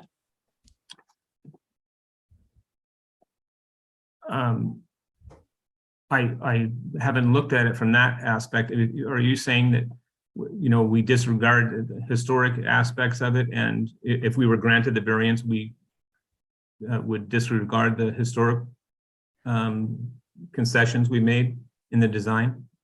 No, well, if you haven't thought about it, it's not fair to put you on the spot, but from where I'm sitting, it looks like something needs to give, and it's either the setback or potentially some of the architectural guidelines from the historic perspective. And looking at the image that's on the screen right now, I don't think you get there just by departing from the historic guidelines, but that's the question I was trying to ask. Is there a path to respect the variance, bend the historic guidelines, and get you what you need? Yeah, I don't believe that without getting the variance, we can accomplish what we need to, because I think that we've done many more design charrettes than what we're indicating here to try to avoid getting close to the property line. This is our best bet for getting connectivity and also still adhering to kind of the historic guidelines. So, encroaching into the setback, which is far back, you can see the extent of our improvements. there's plenty of room still later, even if they did come in with a sidewalk later, which we looked at that. If they came in with a sidewalk later, you'd still be able to have a public sidewalk along there and the buffer zone between the street and the sidewalk. So. Thank you. And Madam Mayor, one follow-up. Sure. My other question, sir, had to do with ramps and encroachment. I took it from the testimony that we heard so far, and you can tell me as the architect if this is true, that if this home is to be ADA accessible, either a ramp will have to encroach into the setback because of the grade of the property and the length of the ramp, or a garage will have to encroach into the setback. Is that correct? Like if you Well, build- no, the ramp, the total run of the ramp would be, you know, anywhere from 35 to 40 feet long or longer, depending on the number of landings we had to do. It could stay within a ramp could stay within the setback, but it would take up a third of the front yard to do all the returns on the ramp to get up to that height. So the whole front yard would be taken up with ramp, not the whole front yard, but quite a bit of the front yard would be taken up with ramps. And, you know, they don't want to do that for aesthetic reasons, for one. Another, it doesn't offer them the protection for entry from outside. And the other thing is, studies have shown that, you know, houses with permanent ramps sometimes can invite crime a little bit, because the people, you know, some criminals understand that there's someone that's in the home that's helpless, basically. So that's a kind of a safety concern on their part there. So as I'm thinking about this, would this be a fair way to characterize one of your points as the architect? The grade of the property here means for this home to be ADA accessible, either they need to encroach on the setback a little bit or lose a third of their yard to a ramp. Right. Okay. That would be fair. Thank you. Thank you. Anything else for Brian? Okay, I'm going to move into the public testimony. So, Ms. Tillman, are you planning on testifying? Yeah, I'd like to say yes. If we have a remote mic, we'll pull it over. Yeah, we'll bring you. No, ma'am. We're bringing you a mic. And that way you can be heard in the record for recording. Okay. I don't talk very loud anyway. So what I wanted to say, I have MS. I can't help it. I'm handicapped. I have MS. And it's a debilitating deal. It's going to go worse and worse and worse and worse. It's going to get worse instead of better, unless they come up with a cure, which I doubt. Anyway, I can't help. I'm handicapped and I can't lift my leg as much as I could get into the house before, because I had some things to hang on to. I can't do it anymore. I can't lift my leg high enough to get up the step. That's why I want a ramp. I want to, use my walker as long as I can before I have to have a wheelchair. And inside the garage where it's protected, because if I walk so far, then I have to rest. And if I have to rest outside, that's going to be more of a chance of falling or whatever. I think that's all I have to say. Right. Thank you. Madam Mayor. Thank you. Ms. Tillman? I'm sorry, can you take the line? Ms. Tillman, I just want to thank you for being willing to share that. It's difficult when folks are living with disabilities to have to talk about them. It's normally should be something private. And so I just want to thank you for being willing to share the realities of what it's like for you, so that we can better understand. I try to get out as much as I can, Yeah. As normally as I can. Absolutely. Thank you, ma'am. Thank you. So I have two people that signed up, a Daniel Hutchinson. Daniel. So we don't have you listed as a party of record. Okay, so then I can't allow you to testify this evening. But I see here that you were here in favor of, yes, thank you for being here. I'm sorry, I can't have you testify. And Mr. Klinger, also, I do not have you as a party of record. Mr. Klinger, this, I believe, is the same issue we had before. And so you need to be present at the Planning and Zoning Commission hearing to establish being a participant in order to be heard at the appeal. So I'm sorry you can't testify this evening. Yes, thanks. And with that, yes, sir. Oh, I'm sorry, I didn't see your name on here. I was going to ask if anybody else is here to testify. So you are? Anybody else? George Forbes. I did speak at the planning and zoning. Sure, come on up and we'll just double check. But if you were present at the planning and zoning hearing, yeah, go ahead. I'll be real brief. I obviously support the granting of a variance for the Tillmans. Oh, sir, your address, please. My address is 1301 North 23rd Street. Thanks. My name is George Forbes. Thanks.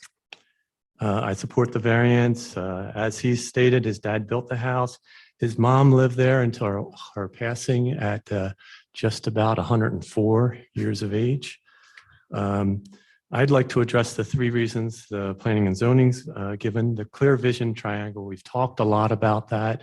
I'm actually going off script a little bit here. They had a slide that showed the pink triangle.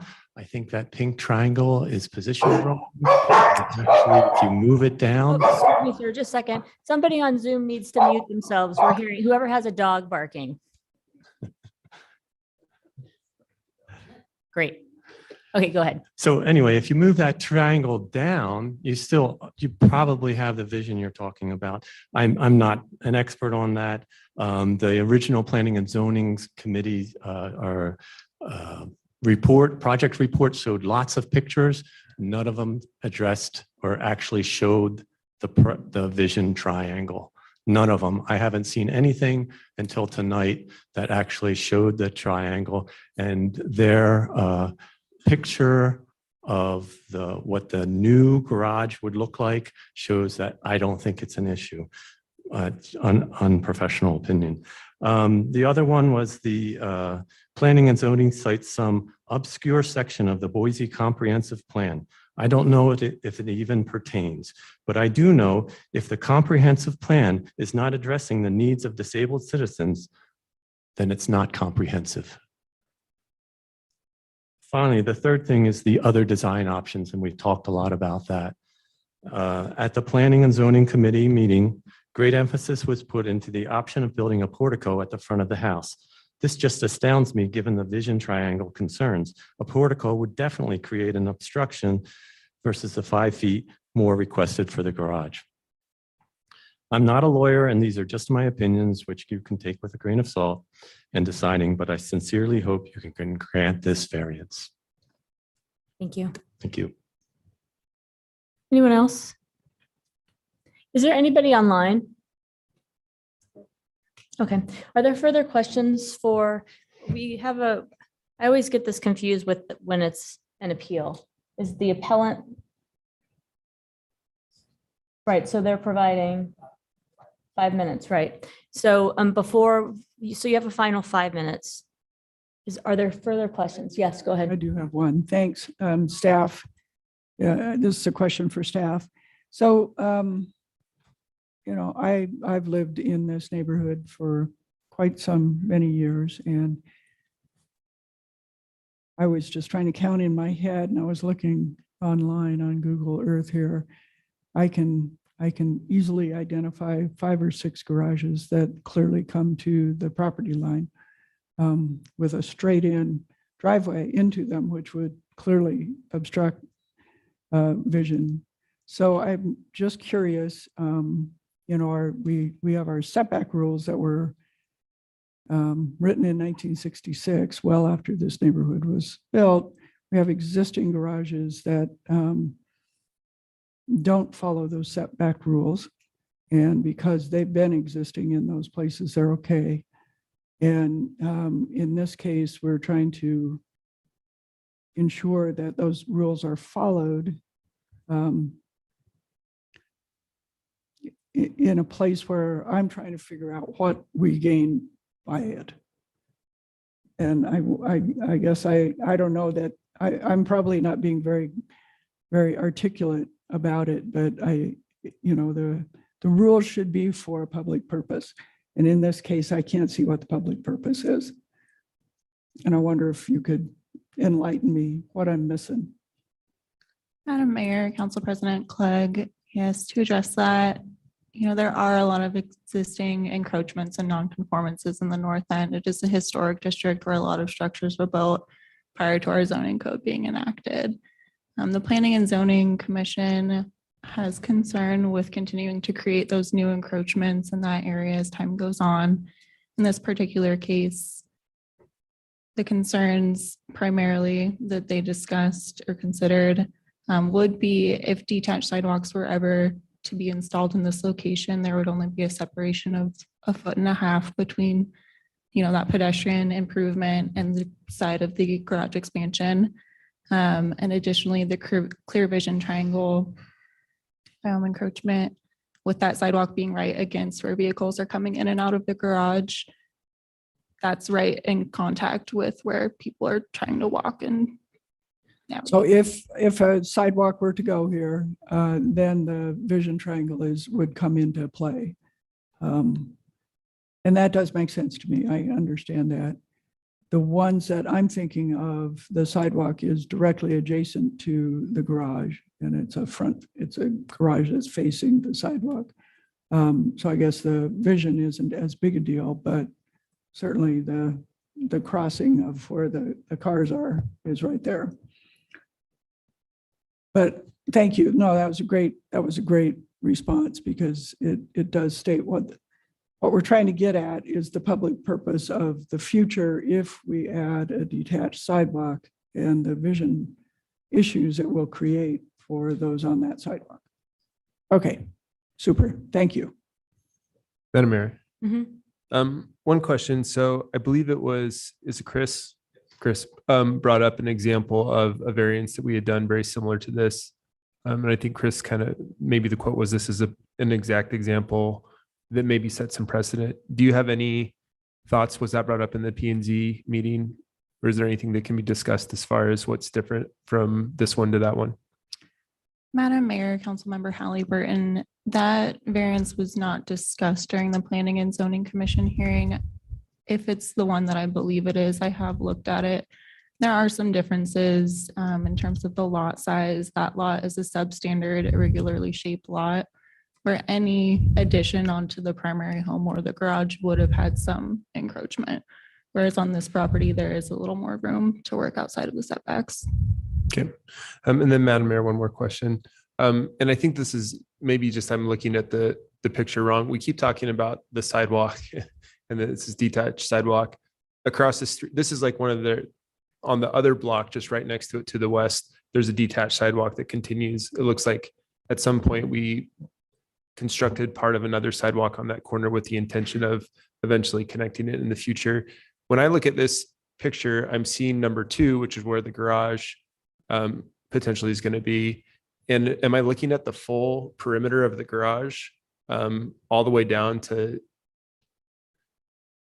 the addition there? There looks to me like there would be no way that you actually could fit a detached sidewalk and that there would barely be enough room for an actual sidewalk. Madam Mayor, Councilmember Halliburton, the sign that we're looking at currently is alternatives that the applicant considered and did not go with. If you'd like, I can pull up a picture showing what their proposal is. But that does just go to 1 foot behind the property line. I'm not sure that I need to see this slide, maybe just confirmation. If we were to grant the variance, there still is the ability to put in a attached or slightly detached sidewalk. It would just have it'd be very, very close to the building. I think that's what we've heard, and this picture maybe was just making my mind do something different, but that's correct. Madam Mayor, Councilmember Halliburton, that's correct. Great, thank you. Did I see a question over here? No, okay. All right, come on up.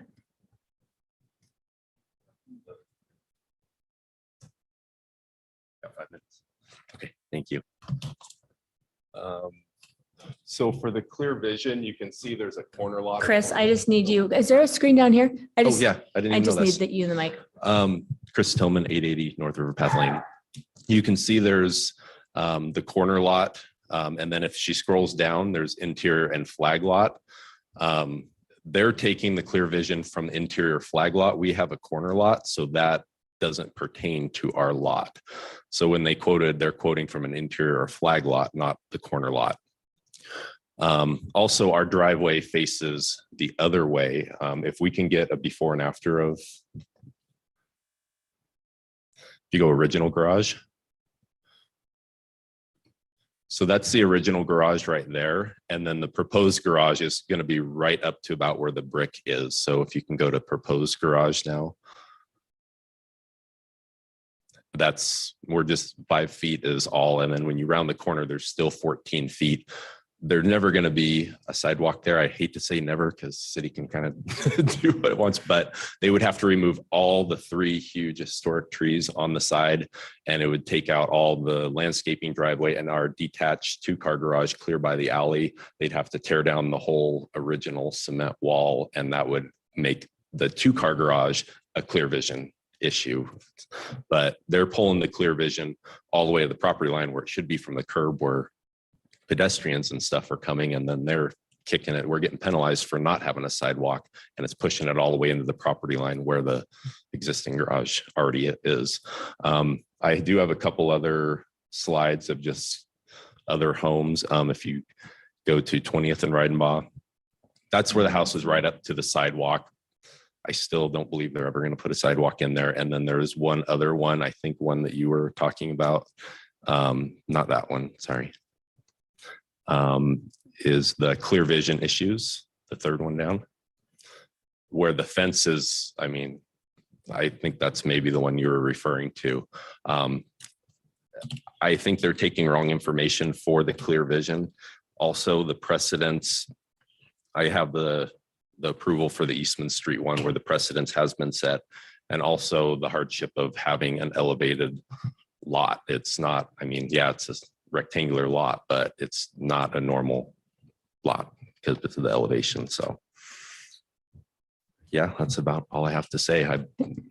I think the diagram on the clear vision is wrong because it's, yeah, if that makes sense. They're taking it from an interior flag lot when we have a corner lot. Thank you. Got 2 minutes, might as well. Sorry, everybody else who's waiting. If we can go back to the original house plan, is there one, I don't know if Brian's there, is there one? Will you please talk into the mic? That showed, excuse me, John Thank you. Tillman. Is there one that shows the eaves of the house? The front view? You know, I think we've got it in the packet. The staff Okay, but can't at any rate- necessarily pull it up quickly. Okay. The front door entrance is going to be designed to fit in with the historic district, and so is the garage. The garage is just barely extended, and when you pull out, back out of the garage, you're in the driveway, you make a 90-degree turn, and you're facing Reidenbaugh. And the full front of that vehicle has 13 feet of clear vision, okay? And then, you know, you've got a 30-foot wide street. We're in the center of the lot, so you have 75 feet in either direction or more, and there's stop signs on 23rd and 24th Street. So in 85 years, my parents and I and George Forbes will agree, he's lived there 32 years. There's never been an accident. So we want the roof lines to fit in and look nice. It's a very nice neighborhood. Koppel destroyed a home a few years ago there that was needed to be gone, and he built a McMansion. It's beautiful. But we need a functional home. Thank you. Thank you, sir. With that, I'm going to go ahead and close. Do you have a question? I've got one more question for staff, Madam Mayor. Take one more, and then I think Sure. we're going to close. So one of the things that was brought up as far as a potential hardship was the way that the house was originally built on in an elevated format and construction. Is that something that we would maybe consider as a hardship? I mean, it was built that way, but somebody else is now using the house, and like in order to actually accommodate the needs to make it ADA compliant, certainly that seems like it would be more complex than if it was built originally differently. So could that be construed as a hardship? Madam Mayor, Councilmember Halliburton, I believe that could be construed as a hardship for, you know, the ramp in the front particularly.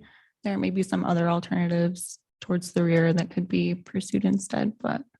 Madam Mayor, just. Well, and I'd just like to point out, Councilman, that it's really in your purview to determine whether or not something's a hardship. And that's why this is in front of us versus leaving it with staff. Sure. Do we know if it's ever been determined, if that's ever been a contributing factor to be considered as a hardship? Do we have that knowledge?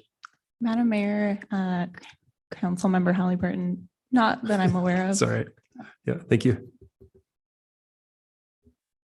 All right, with that, I'm going to go ahead and close the public hearing. Thank you. Madam Mayor, I would move to grant the appeal in CVA 22-8, John and Jaylene Tillman. Second. We have a motion and several seconds. Let's go ahead and have You guys were discussion. quick.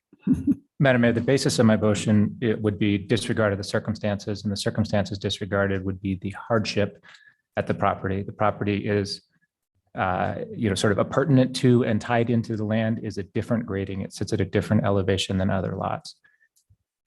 I don't actually think all by itself that's a hardship. For example, if somebody came to us and said, well, I bought a vacant lot, I built it up 5 feet, now disregard all your variances, I would not be sympathetic to that. But here, this is a hardship for a person with a disability. Applying, treating it as not being a hardship would be to say, this is not a hardship for people who are ambulatory, but if you are disabled, I'm sorry, you'll have to move. And I'm not going to vote in favor of that. And the reason is this particular family in their home, given the unique circumstances of the way it is graded, under our variance rules are faced with a choice: give up a third of your property to a ramp, or encroach a little bit in the public space and continue using your home. On the other side of the hardship burden, I mean, I know this street really well. I live really close. I walk my dogs by.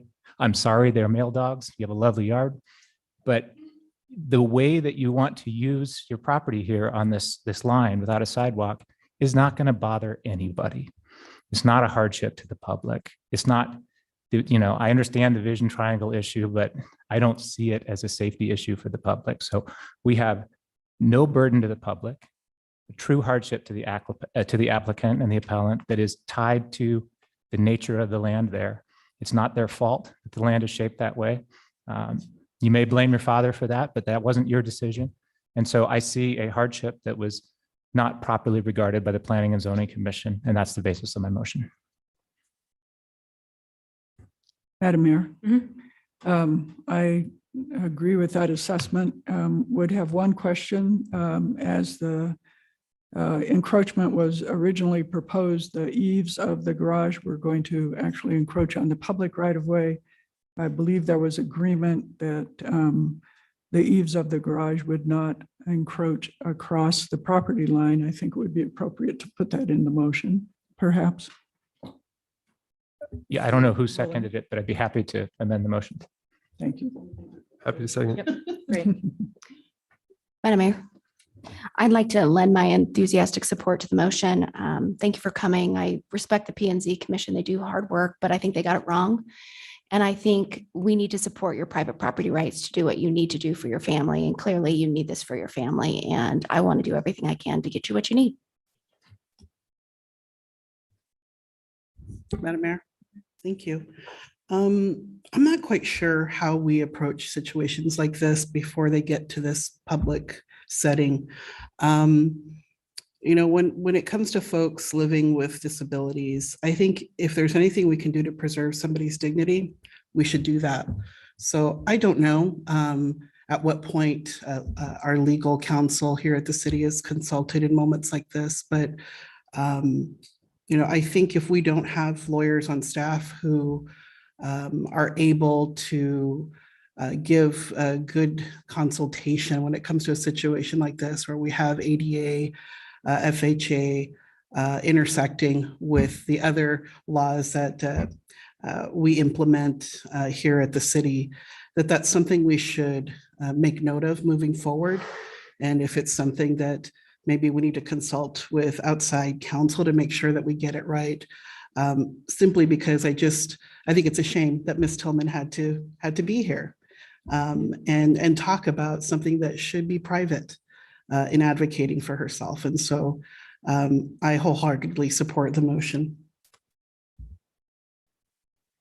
Madam Mayor, just one added comment. I think this highlights some of the issues that we've talked about in the zoning code and ensuring that as we rewrite the code, we're able to accommodate these unusual circumstances in some of our really old neighborhoods, especially where there are historic districts, to accommodate the use and continued use of those properties in a way that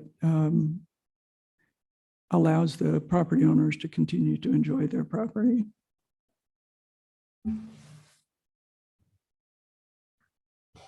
Right. Well, I won't be voting, but I want to echo my support had I had to vote for this motion. It is really important. I appreciate that you called out our vision of ensuring we have a city for everyone.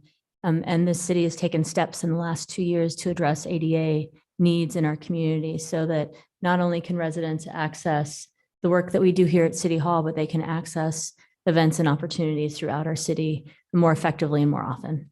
And the motion on the table is the right one. I'm sorry that it got to this. And yes, this was flagged by our department head of PDS as something that we, one, were aware of was coming tonight, but two, need to make sure that as we have a mishmash of regulations, and in particular this area, we've got historic and zoning and variances and all these things, that's not getting in the way of us thinking, as Tim has said, about how our policies are supposed to serve people.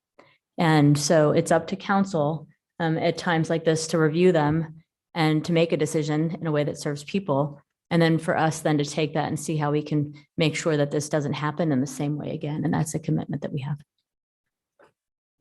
And with that, clerk, will you call the roll, please? Phillips. Yes. Agent. Yes.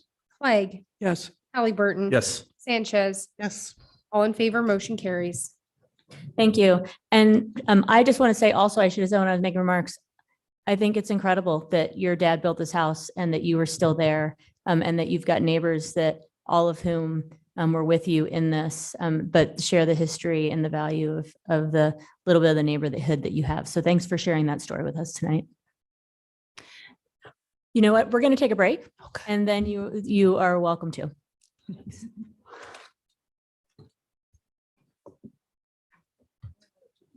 Well, welcome back, everybody. We are going to move into the final item for this evening, CAR 21-37.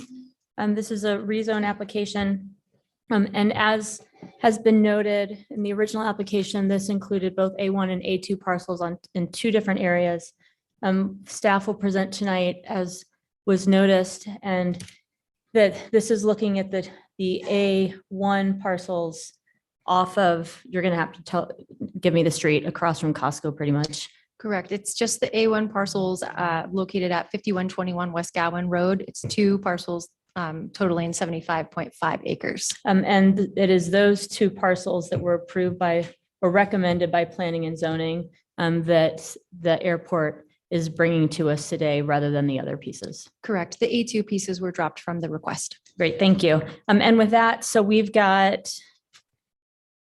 so is the airport presenting as well, or Crystal is this evening? The airport is the applicant.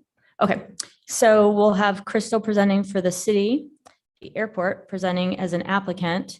I have listed here Earl Henricks, but you're here for the neighborhood association, right? Okay, great. So then we'll have the neighborhood association. I've got a couple folks signed up here. If you haven't signed up, you want to testify, just let me know, as well as folks online. And so we'll go ahead and get started. Great. Thank you, Madam Mayor. Members of the council. The next item is a rezone of 2 parcels totaling 75.55 acres from A1 open lands to M1D DA light industrial with design review and development agreement. The subject area is located at a southwestern edge of the Boise city limits at the intersection of Gowan Road and Orchard Street. To the north, the area is comprised of a varied mix of uses and zones, mostly characterized by assorted commercial and industrial operations. To the south, west, and east, lots are vacant or undeveloped. The airport is less than a half-mile away to the northeast. The applicant requests M1D zoning to allow for aviation-compatible industrial development. As outlined in your report, the Planning and Zoning Commission finds the proposed M1D zone to be most appropriate for the property based on the allowed zones of the industrial land use, adjacent uses, and the airport influence area C, of which the site is within. Again, as detailed in your packets, CAR 2137 has gone through quite a bit of a journey before coming before you this evening. The original request heard by P&Z on January 10th, 2022 also included an additional 77.5 acres comprised of the 4 A2 zone parcels to the west and did not include a development agreement. A DA was proposed in order to mitigate any impacts from rezoning the A2 parcels adjacent to existing residential. However, the applicant has withdrawn the A2 parcels from the request to enable the airport to more fully assess the viability of those parcels for future development. As the proposed DA primarily addressed the A2 zone parcels, the Planning and Zoning Commission recommended removing the DA from the current request. Throughout the process, the planning team has received a great deal of public comment, including a late submittal emailed directly to you all earlier this afternoon. However, the vast majority of the comments are focused only on opposition to the rezone of the 4 parcels zoned A2 that are no longer part of this request, closest to the existing unincorporated neighborhood located 1/2 mile from the current subject area, and specifically state no issue with the rezone of the A1 parcels. As such, the Planning and Zoning Commission maintains that the proposed M1D zone is most appropriate for the properties for all the reasons outlined in your packets. Owned by the airport and adjacent to current airport infrastructure, the site has been planned to site aviation-supported industrial since the time of purchase. Further, if approved, any future development will be required to go through added review through the design review process, which includes a traffic impact study to ensure compatibility and may include additional hearings.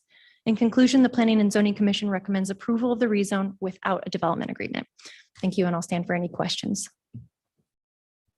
Madam Mayor, quick question. Yes. I'm pretty sure I know the answer to this, but it looks like it's next to the New York Canal, but I believe there's a piece of property in between it and the canal. So this actually wouldn't touch or border the canal easement.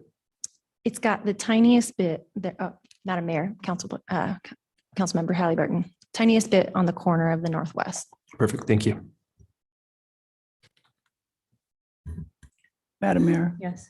Thank you. So the removal of the development agreement is because it includes the A2 parcels?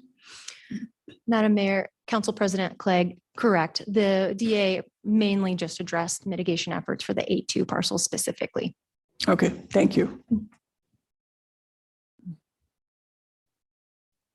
All right, we'll hear from the applicant.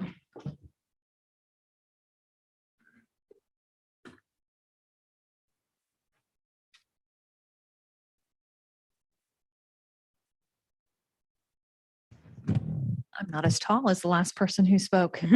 No surprise. Is there a clicker over here? You don't. I got it. Okay.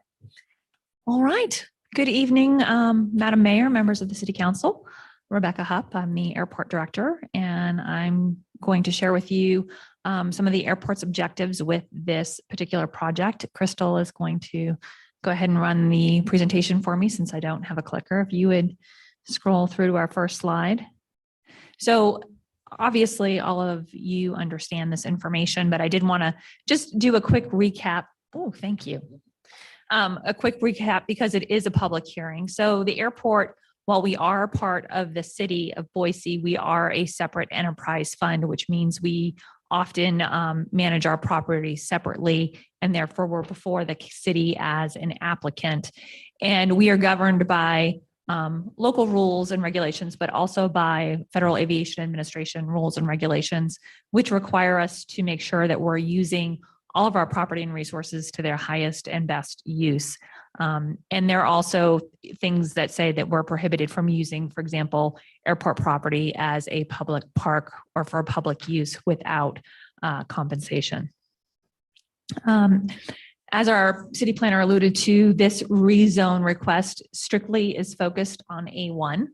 And we removed the A2 from the package because we want to more fully assess how we might use A2 in the future. So we're not doing anything with that at this point in time. The rezone is strictly for A1, and this was recommended by planning and zoning for approval. And so we would ask that City Council uphold the recommendation from planning and zoning. And Rebecca, just for the record, I misspoke earlier. The parcels I was referring to, we actually addressed just before council recess. And I was thinking we were addressing them all this evening, but the two off of correct. The ones off of Cole Road have already been rezoned, and they were in a completely separate packet. So Again, apologies, council, I've referenced that, but that you all picked that up, I think, right before recess. So this is around Orchard. Yep. And the other ones were off of Victory and Cole. So just for your information, this is outside of any future runway protection zone. We did not use federal grants to purchase this property, and it previously has been used for farming. So it is currently vacant. I did want to mention Amazon because I know in the initial public hearing, there were some questions about how this project relates to Amazon. And I think maybe there was some confusion about this being an Amazon project, and it is not an Amazon project. The airport does have an Amazon project. You can see it's the little blue square that's over on the right-hand side of the photo there. This yellow parcel is the parcel that's in question. So they're completely unrelated. The blue parcel is for an aviation use. This is for a non-aviation industrial use. So I just wanted to clear that up in case there was confusion about how Amazon may play into this. It doesn't. This is a conceptual site plan for how we might develop this property in the future. If the rezone is approved, it would be included in our master developer agreement, and it would be developed for light industrial. And I think this, of all of the slides, to me is the most telling, because I think there's been a lot of conversation about how this particular parcel, these particular parcels fit into the overall city's comprehensive plan. And in accordance with Blueprint Boise, this is shown as future industrial, and you can see based on the zoning around it, all of the property around it is zoned as industrial. This is one of the few parcels that's not zoned as industrial. So you can see that it's zoned completely around this parcel for future industrial use. And you can see the future Lake Hazel Road too, that would connect the west side of Boise to the east side of Boise and vice versa. So in summary, we would ask council to uphold the recommendation from planning and zoning, and just state again that it is in compliance and is compatible with what the council has adopted as its Blueprint Boise. It is compatible with the surrounding areas, and any future development would be in accordance with design review, and the designation would undergo agency review as well. With that, I would be happy to answer questions. Questions? Madam Mayor. Thank you, Director Hupp.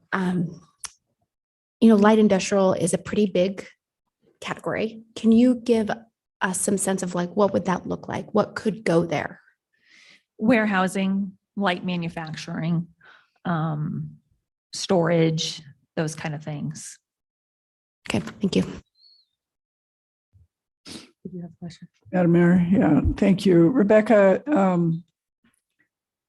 the land that's zoned A1 today that's under consideration also has much better access to infrastructure than the other land that was originally included in the rezone. We can all see the road running through the middle of it, but it's my understanding there's other infrastructure as well. Is that correct? That is correct. I don't know. I don't recall the specifics of the other infrastructure, but you can see it is heavily developed around there. And I would note that the parcel just to the north is one of the parcels that the city has identified for its combined facilities for maintenance facilities as well. So. And then you showed us a conceptual plan that the developer has perhaps brought forward. It does include quite a large warehouse on the parcel to the west. How far is the corner of that facility from the easement of the New York Canal? Do you know? I don't. And this is. But I'm assuming my question is actually this.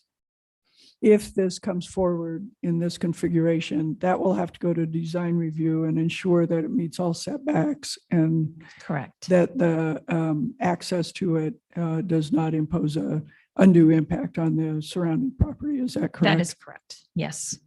Thank you. Go ahead. Madam Mayor, I've been trying to figure out the best way to ask this question. So the city of Boise has some very clear clean energy goals that we have as a city.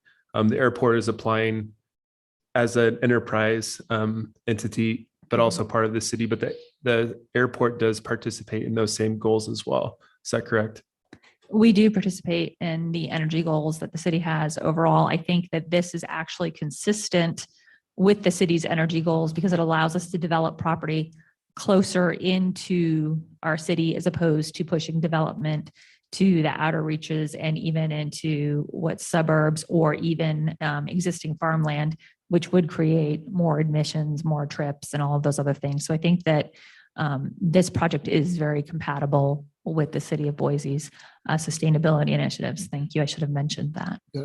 And Madam Mayor, maybe just a follow-up question there. I know that the airport itself is doing a lot of work, on making sure that it's doing its part in meeting those goals. We would potentially have an opportunity here to leverage these relationships with development to push them to achieve those goals as well. Is that correct?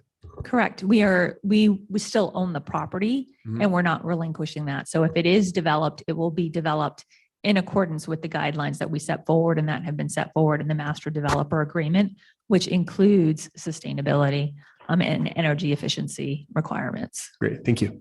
Yeah, and that's an important point that I wanted to make sure was made, that it's in that development agreement where those conversations, just as we've had them with housing providers, others, ought to occur. That doesn't and can't, because of our restrictions, occur at the zoning decision level. Thank you, Madam Mayor. Rebecca, so I'm wondering, I know this is not downtown Boise, where we tend to focus a lot of our public art, which I think is phenomenal. And I don't know if it's appropriate to mention this at this time. I never do, so I just do it.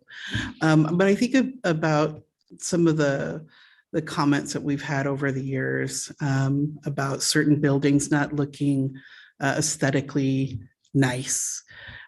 Is there a possibility, whatever this ends up being, for it to be something that is like perfect canvas space for murals and that sort of thing, just to beautify the area, even though it's not in the heart of town?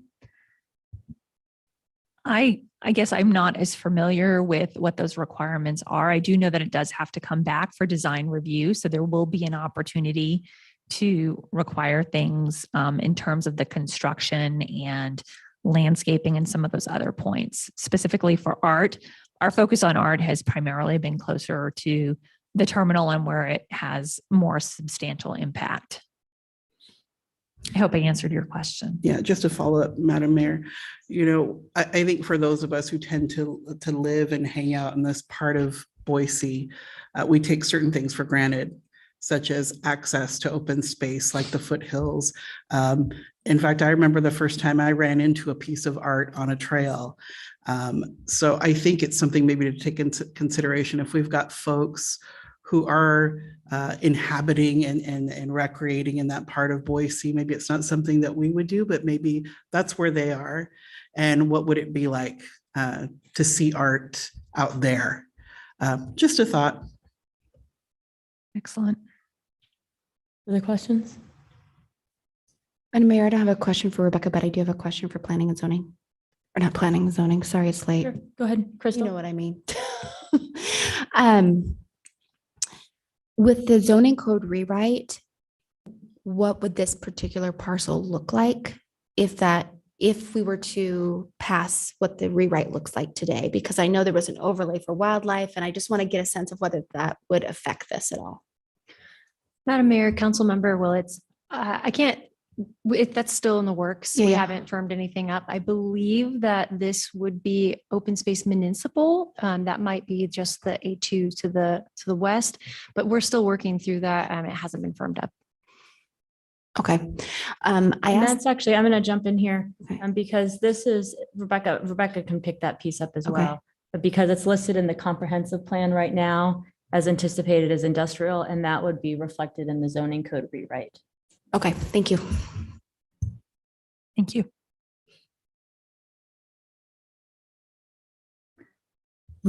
No more questions for applicant or the city. So we will now hear Thank you. from Neighborhood Association. Welcome.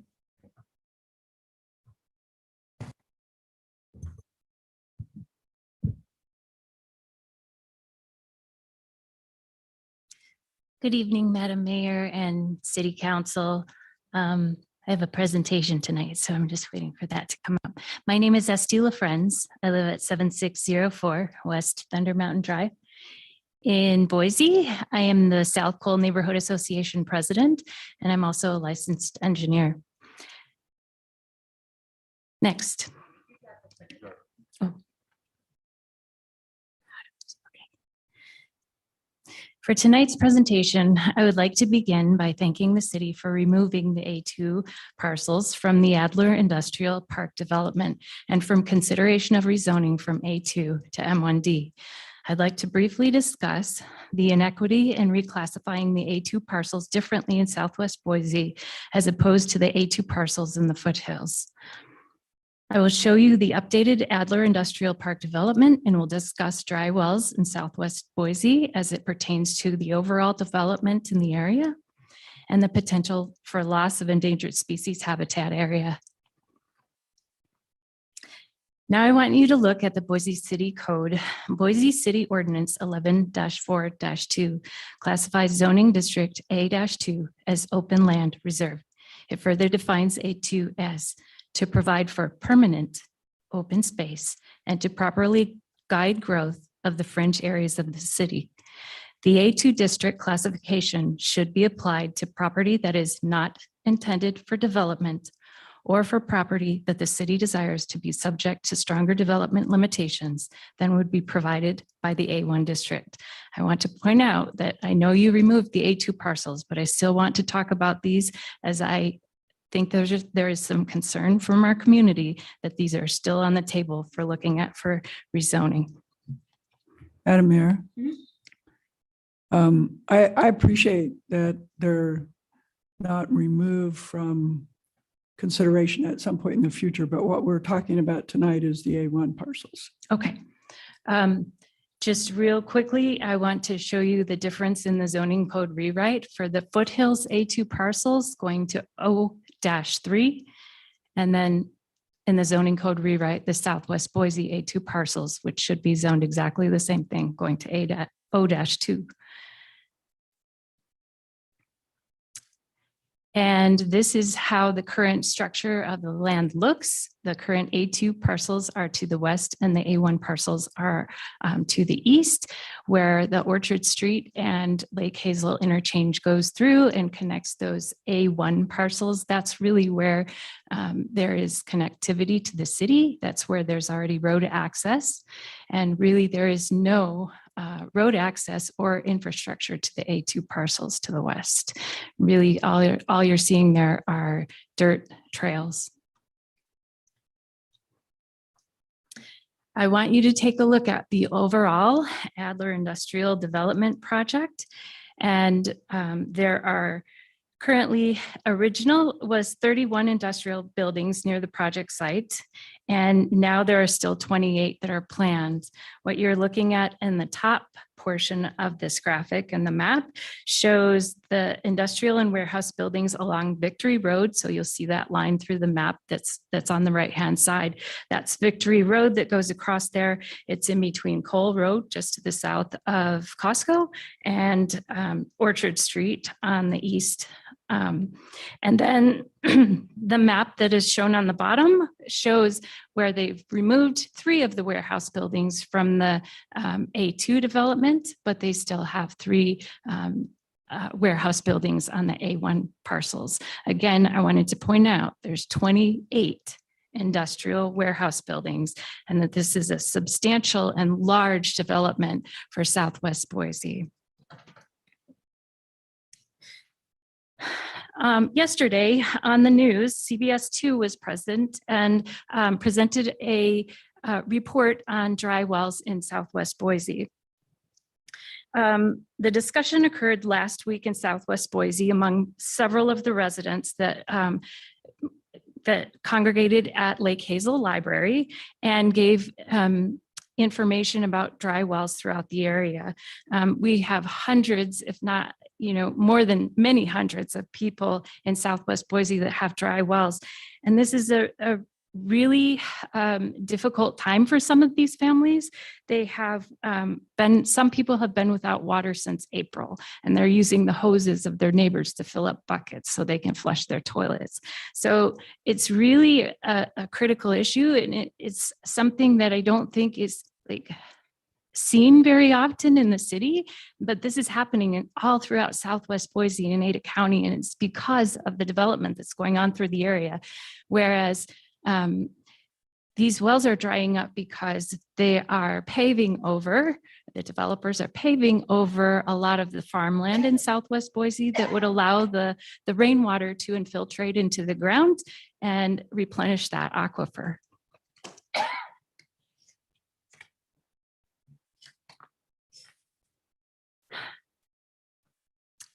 This graphic is showing the comprehensive plan, and I just wanted to show you that the comprehensive plan seems to have indicated that the parcels to the south of the airport were going to be in the industrial region in the original 1997 plan, and that the parcel next to the Indian Lakes Golf Course was actually not included in the hash marks.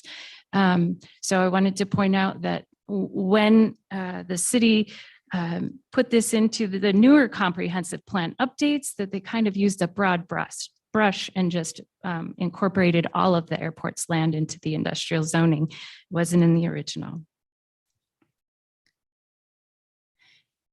Now I want to talk about slick spot peppergrass, which is listed on the endangered species list. And there is a parcel called 2C. You'll see it kind of in the middle of Ada County. And what this describes in the Federal Register is airport lands approximately 3.7 miles southwest of Boise. It says it includes other lands as well, BLM, private lands, and municipal lands associated with the Boise airport. We believe this is the area that is truly one of the areas that this endangered species possibly lives. And I want to show you that this is the sagebrush steppe ecosystem that is the prime location for this endangered species to propagate. I lost my thing. Okay. This is a citizens action group called Boise Parks Association is circulating a petition to protect both parks and open space owned by the city of Boise, such as this one, from development. If enough signatures are collected and the measure is passed, it will require a vote of the city residents before lands can be developed. And in summary, the South Cole Neighborhood Association would like to see a development agreement. I know that the city is proposing that the development agreement be pulled, but as far as we're concerned, we would like to see that development agreement be still included for the A1 parcels that are being considered for rezoning tonight.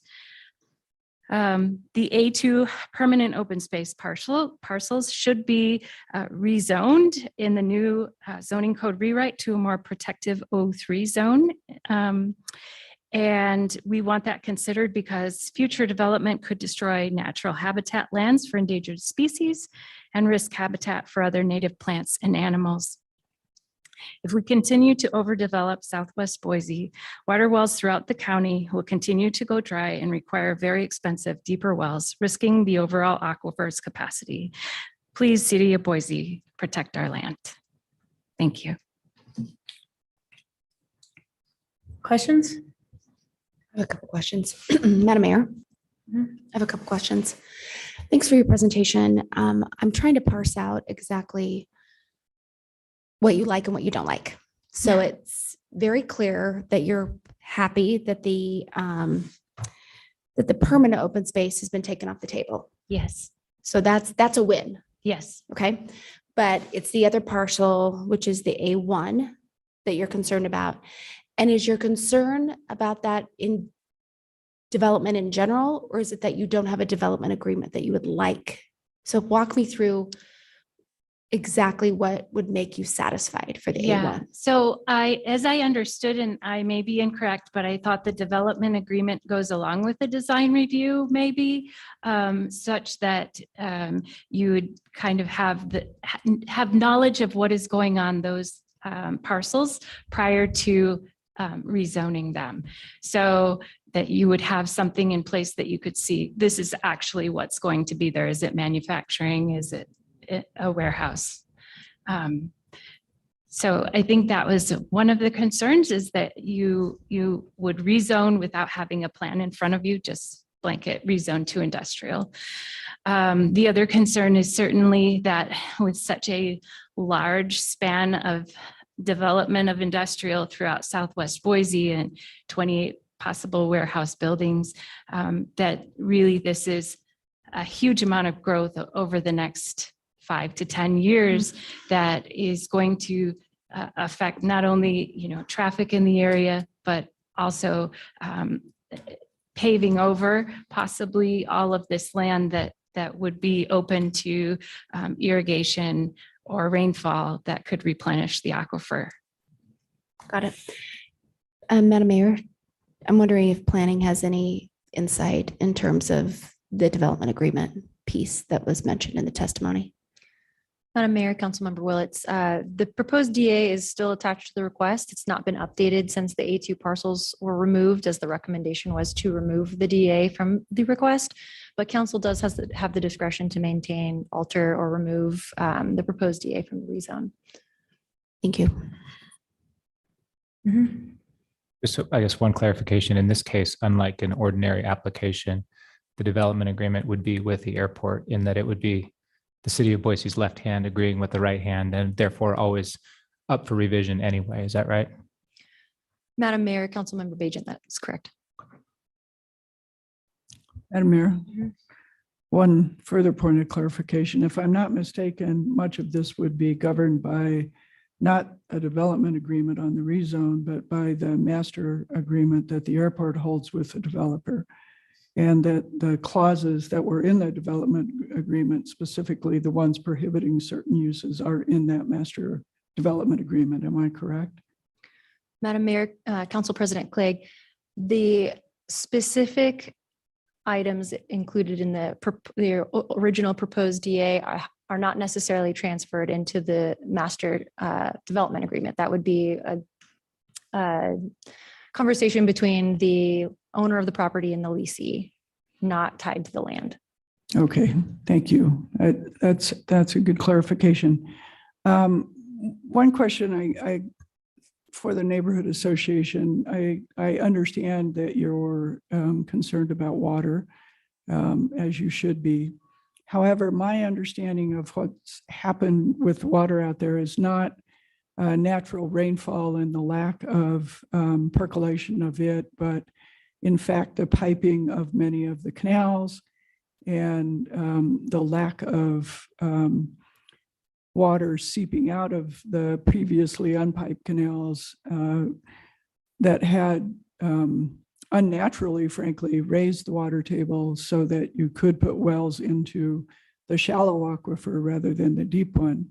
So explain to me how you think the loss of, we don't want to pave over all the land. I'm not suggesting that, but how the loss of natural percolation from the development of these lands would have the kind of impact on the water table that I'm aware of is due to the piping of the irrigation canals. I think the piping of the irrigation canals does play a part in it. I think it is some percentage that goes along with the lands that are also being pulled from properly irrigating them, such that the farmlands are being built upon and aren't being watered on a regular basis, affecting the water table. So I do know that both of those things play play a role in it. I don't know the percentage of which, and I do know that the New York Canal certainly hasn't been lined. So that is also something that plays into the water table. So all of those locations where water has the ability to infiltrate into the ground is going to be helpful in replenishing that aquifer. And so if we're paving over them, really that, is relying on just runoff. But isn't it true that the land that is in the master development agreement for development is not land that has ever been irrigated? It's all desert land that wasn't under irrigation, so there isn't much natural filtration there. Correct. I think during the winter time is when it gets its natural. Thank water. you. No, that's helpful. Thank you. Further questions? Okay, thank you. Thank you. We will now go to the public. I'm going to start with the list I have. We've got Scott Hardenbrook. Thank you, Madam Mayor, members of City Council. For the record, my name is Scott Hardenbrook. I am the registered lobbyist representing the International Brotherhood of Teamsters and Teamsters Local 483. Despite the good news that the A2 parcel has been dropped from the rezone, it is very much my hope, as is that of the entirety of Local 483's membership, that the A2 parcel is not brought before City Council once the zoning code rewrite takes effect next year. Thank you for your time. Thank you. And next we have Amy Russell.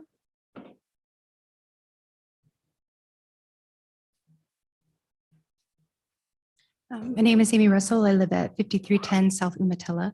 Madam Mayor and City Council members. So first, I want to say thank you to the airport and to those that have heard us at PNC for hearing our concerns and taking more time to evaluate the best use of the currently zoned A2 parcels adjacent to Indian Lake Subdivision and the Western Riding Club.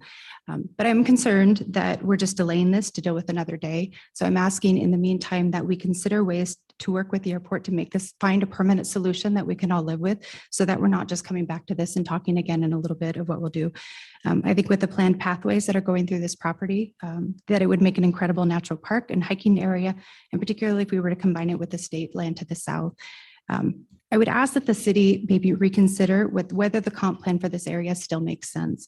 I did not live in my home when the comp plan determined that all of this area in that part of Boise should be industrial and that that was the best use for the area. So I don't know what kind of input happened from the neighbors at that time, but I know that we didn't have a neighborhood association when that occurred. So I'm concerned that there might not have been a lot of that was given.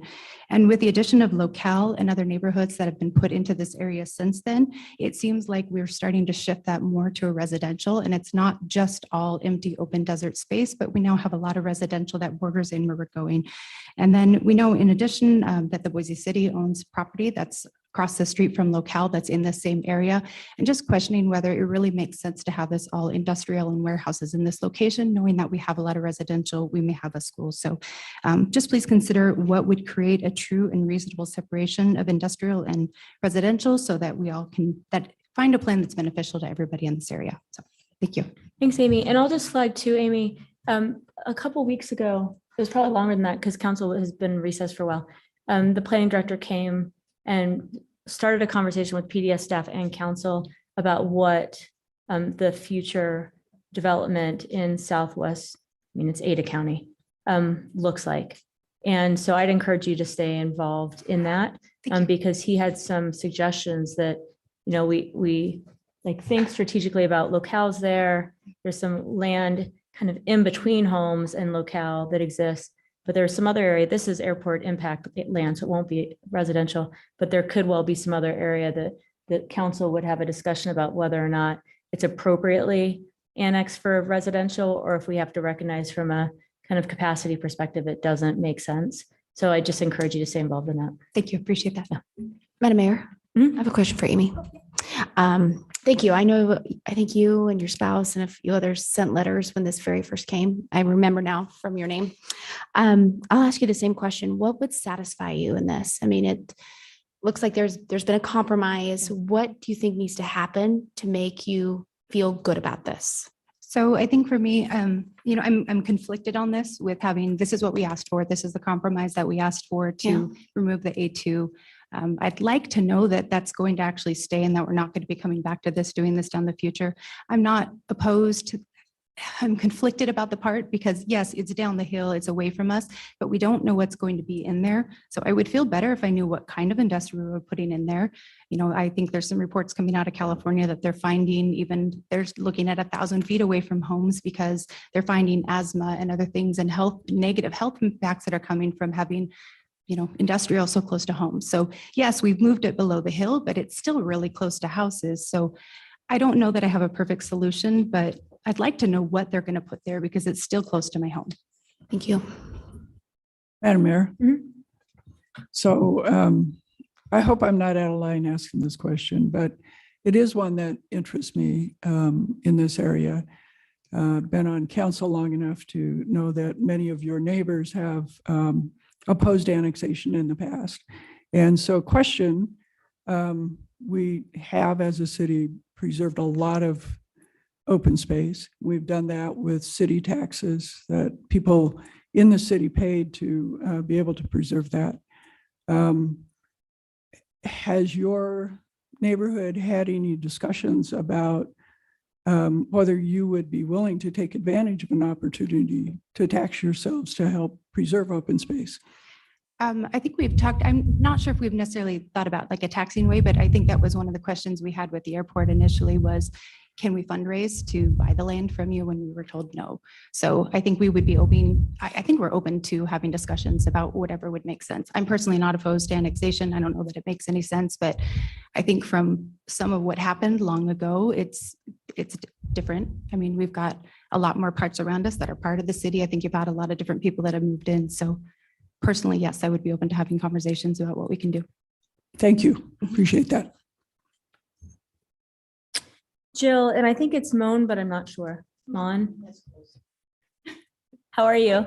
Good. Nice to see you. And how do I say your last name? Mon, like Mon. John. Okay. Except with an Oh, M. yeah, like John. Yeah, Okay, yeah. thanks. So Jill Mon, I live at 5859 Cobbler Lane, Boise, and I'm here to represent the Western Riding Club, which is the property that was north of the A2.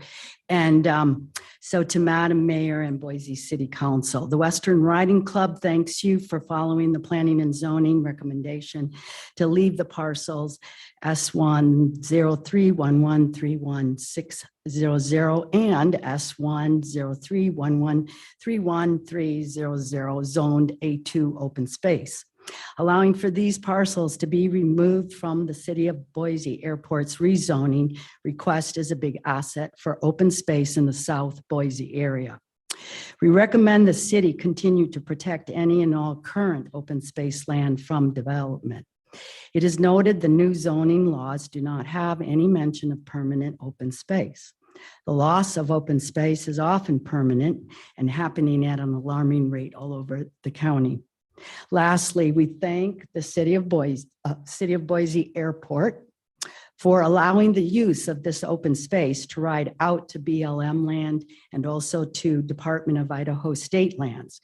We hope this can continue in the future, and if any assistance is needed for planning and protecting this open space for recreation, Western Riding Club would be an advocate and an active participant. This letter is submitted on behalf of members of the Western Riding Club of Boise, Idaho, and it's sincerely Kathy Rowe, President of Western Riding Club, and Jill Mon, Board of Directors. Thank you. You're welcome. And now I've got Amanda Russell.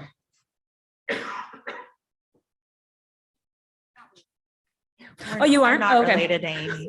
I live at 4980 South Umatilla Avenue. I didn't realize that I had signed up to testify when I signed that, but I'm here. Okay. And I think I don't have anything different to say. I pretty much agree 100% with what Amy had said.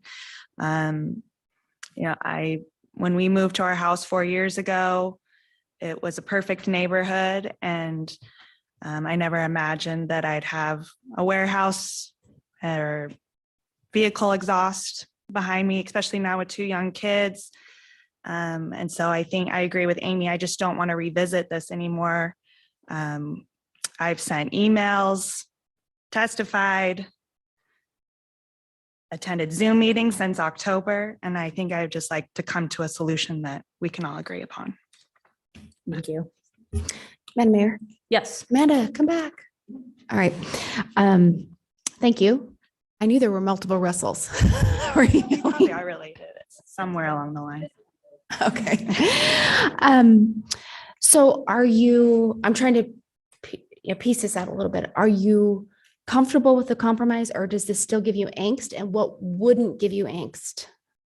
I again agree with what Amy said. I would feel better if I knew what the development is, who it's for, what's going to be there. If it's not Amazon, then who is it and what is it going to be?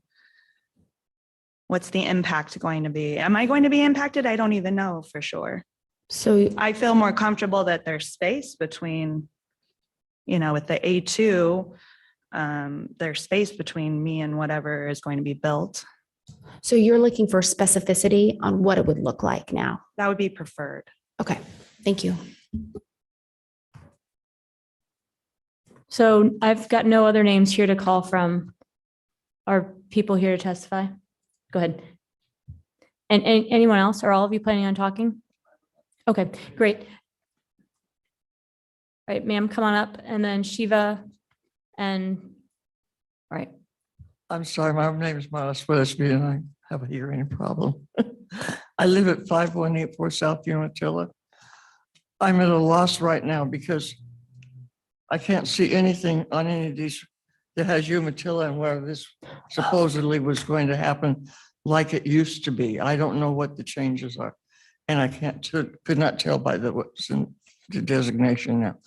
If you can help me, I'll be happy. Thank you. Yeah, Crystal will be, I was pulling up the map, but Crystal's the best person to answer that, ma'am, because she's familiar with all the lines. Madam Mayor, this new subject site is a half mile. Crystal, will you hold the mic a little higher? Oh, yeah. The subject of tonight's hearing is a half a mile from the residential neighborhood, approximately. Below that. To the east. Okay, thank you. Yes. Thank you, ma'am. Come on up.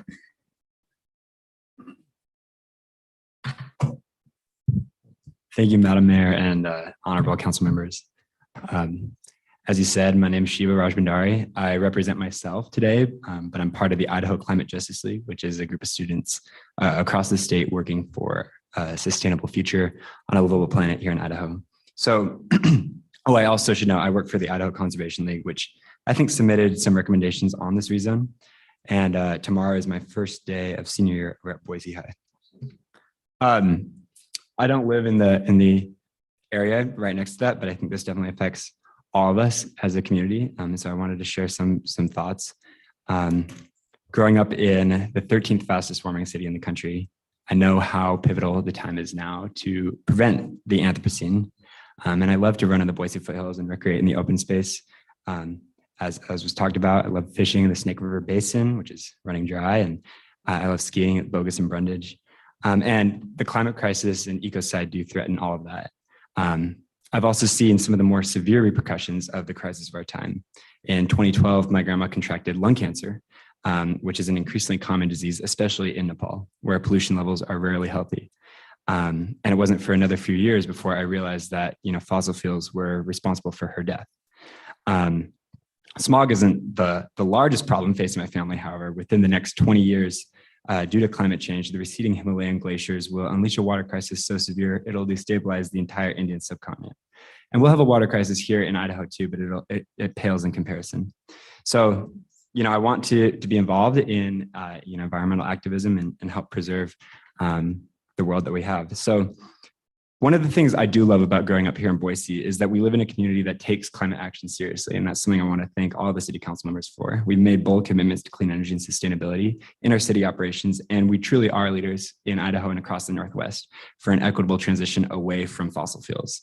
But leadership on climate action is not a one and done. It is imperative that we continue to set policy that reflects the values of a clean, livable city for all in order to meet our current commitments to fight climate change and demonstrate to cities across the region that we really can reduce global warming and mitigate its effects on our residents. So growth is not necessarily a bad thing. We've seen our city's population increase. We've seen expanded resources for our residents, and warehouse and distribution service centers allow Boiseans to participate in the global economy and get what we need sooner. And during the pandemic, as you know, e-commerce has increased, and that's kind of been a lifesaver, right? But there are a number of things that come with industrial development that we have to consider. And I know this is all, thank you, Madam Mayor and Councilmember Halliburton, for clarifying. This was all kind of processed in the development, but I want to provide some recommendations just going forward based on reasons like this and industrial reasons that have to do with this development and how they'll affect our climate. So, medium and heavy duty vehicles like the ones the Rezone will promote make up about 10% of the vehicles on our roads. So Shiva, your time's up. Okay. But we all have your letter. Okay, thank you. And we've read it. And we will take into consideration the recommendations that you're about to detail. Okay. But because it's Thank not you. directly on topic of this, I'm going to cut the time since you're. Can I note one more thing? One sentence, not a run-on. Okay. Those sagebrush steppe ecosystems are giant carbon sinks for our community, and it is important that those are conserved and they activate with the rainfall. So that's something to be Well-crafted considered. sentence before the so. That says conjunction. We're Thank you. three Thank you, ands. Council. and- Okay, and Madam thank Mayor. you very much. Okay, I want to make sure, is there anybody else, if you want to testify, raise your hand, you can come. All right, I'm going to see, so we're going to have the applicant do the rebuttal. You're just standing here for questions for staff. Okay, any questions for Crystal first? Madam Mayor, I was just going to ask if Crystal could bring up the last page of our packet so that we have the map that shows the 2 parcels that are in and the parcels that are out. Or another one, whatever one you've got. There you go. That works. Oh, goodness, I'm sorry. There are people This could online. help, I didn't catch that. So the council president will ask, go ahead with this question and then we'll go to folks online. So thank you. So my question, and it probably is for the airport staff and maybe not our staff. So maybe you can cover it in rebuttal if Crystal can't answer it. What restrictions will there be on the kind of industrial use that can go on these 2 properties if we rezone them without a development agreement? Madam Mayor, Council President Clegg, with just a straight rezone, any of the allowed uses will go on there. I would leave it up to them to answer any other restrictions. Thank you. We'll go ahead and have airport staff.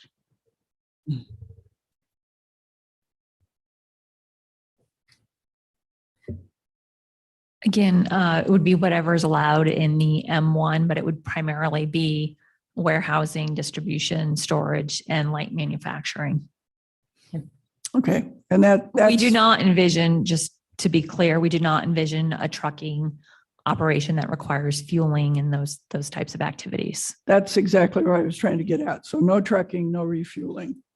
Correct. I mean, there'll be trucking with a distribution There'll center, be but trucks not for warehousing, but yeah. Yes. All right, thank you. All right, we'll go ahead online. And Madam Mayor, I guess I should clarify if someone would like to speak, if they would like to raise their hand, we do have people online. Oh, gotcha. And additionally, Madam Mayor, if I might ask that anybody who did not sign up to testify, if they would leave their name and address at the podium, that would be appreciated. And Madam Mayor, no one has raised their hand to speak. All right, with that, I'll see if there's any further questions for Crystal. Madam Mayor, I have a question for the director, airport director.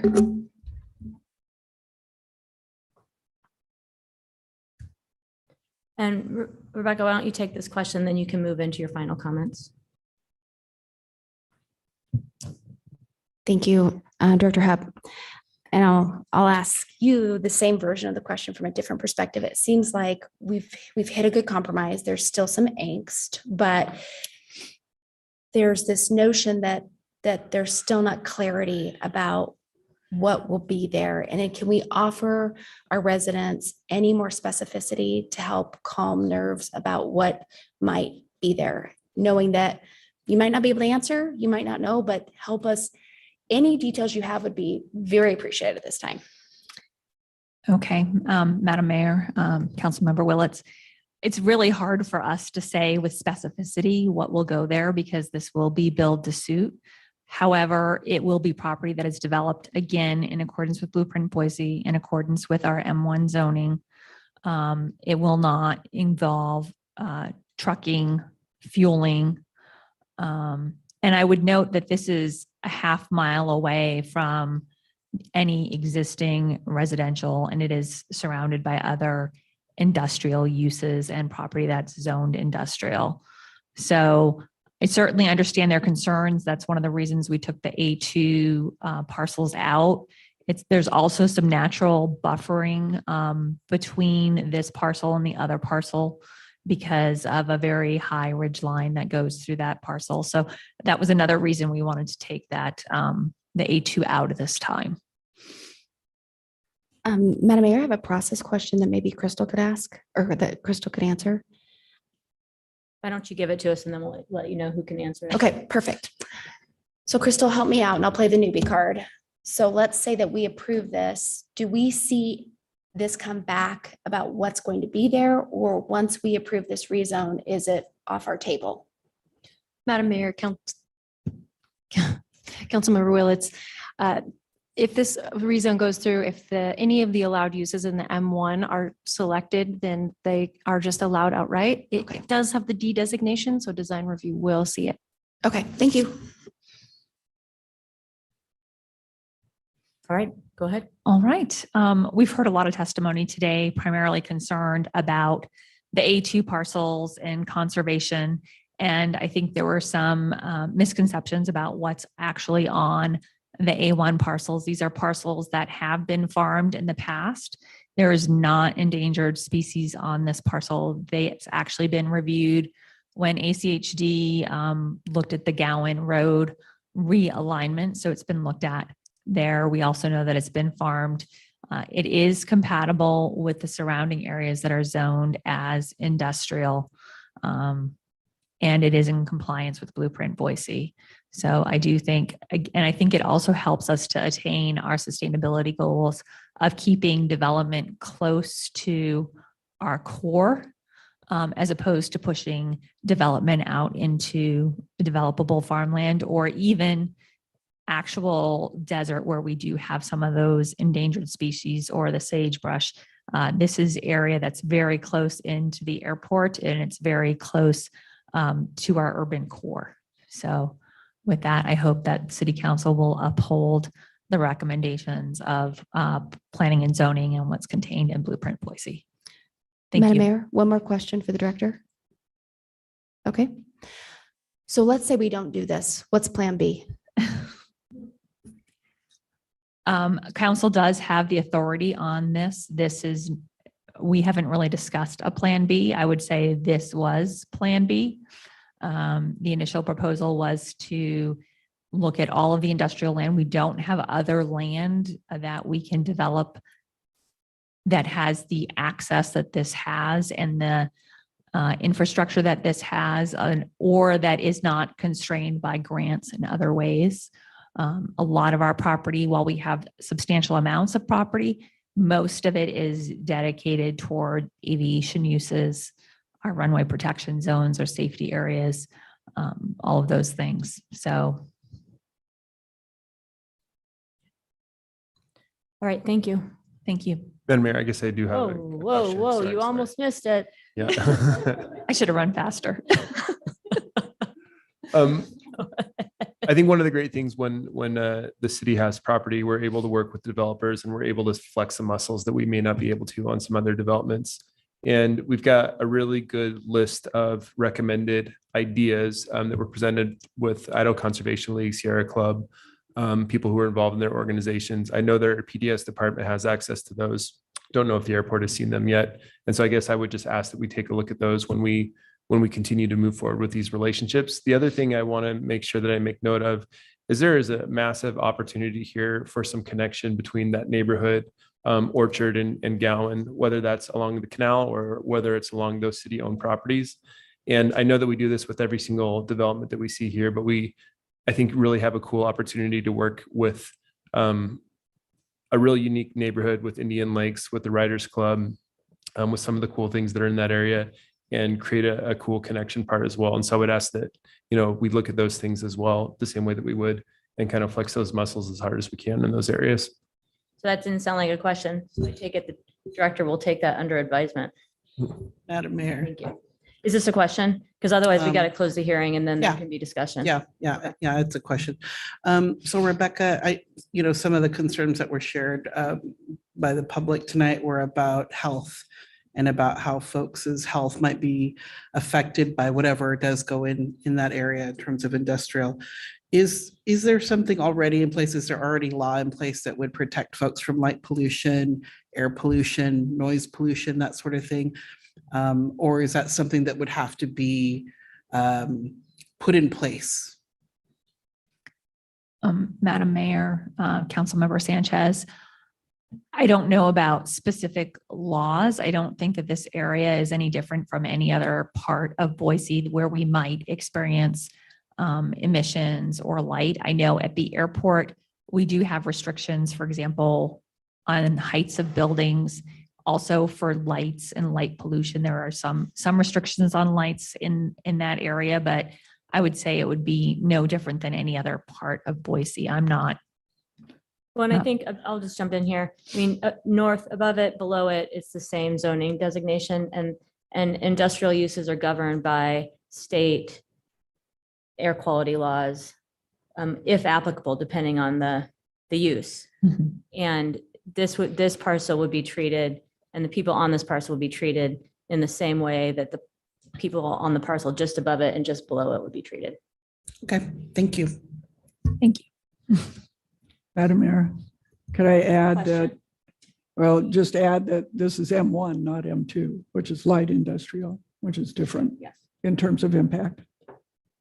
So I'm going to go ahead and close the hearing. I want to thank everybody for coming tonight, and thanks for your thanks. Appreciated the feedback and the testimony and all of you being here. So thank you very much.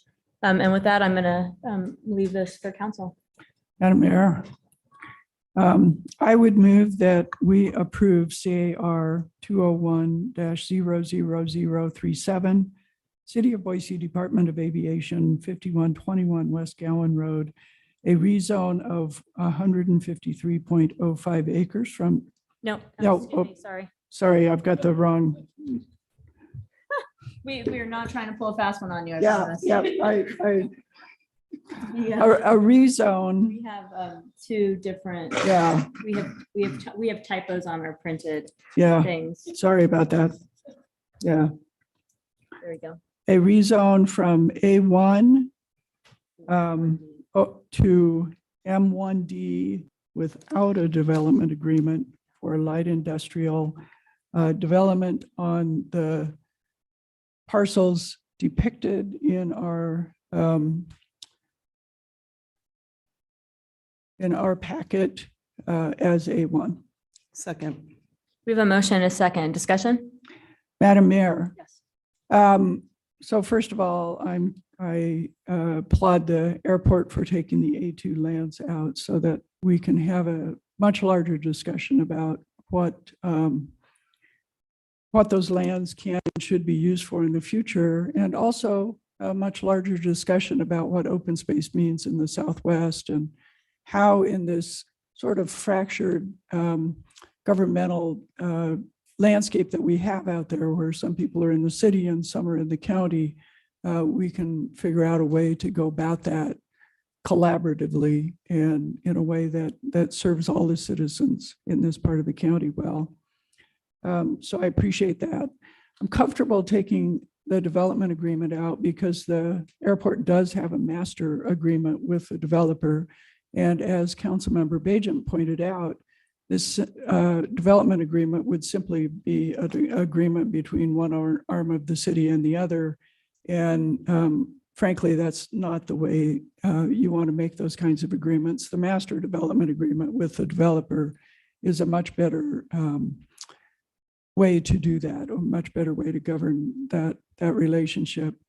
I'm also not concerned, especially because the airport pointed out this wouldn't involve the kinds of heavy trucking or fueling that were included in the development agreement, that the proposed uses in this as an M1 zone are the kinds of uses that are scattered all over the city, very near other residential and other uses. And it works because of the kind of zone it is. It's not heavy industrial, it's not M2. I would further state that these two parcels have good infrastructure access.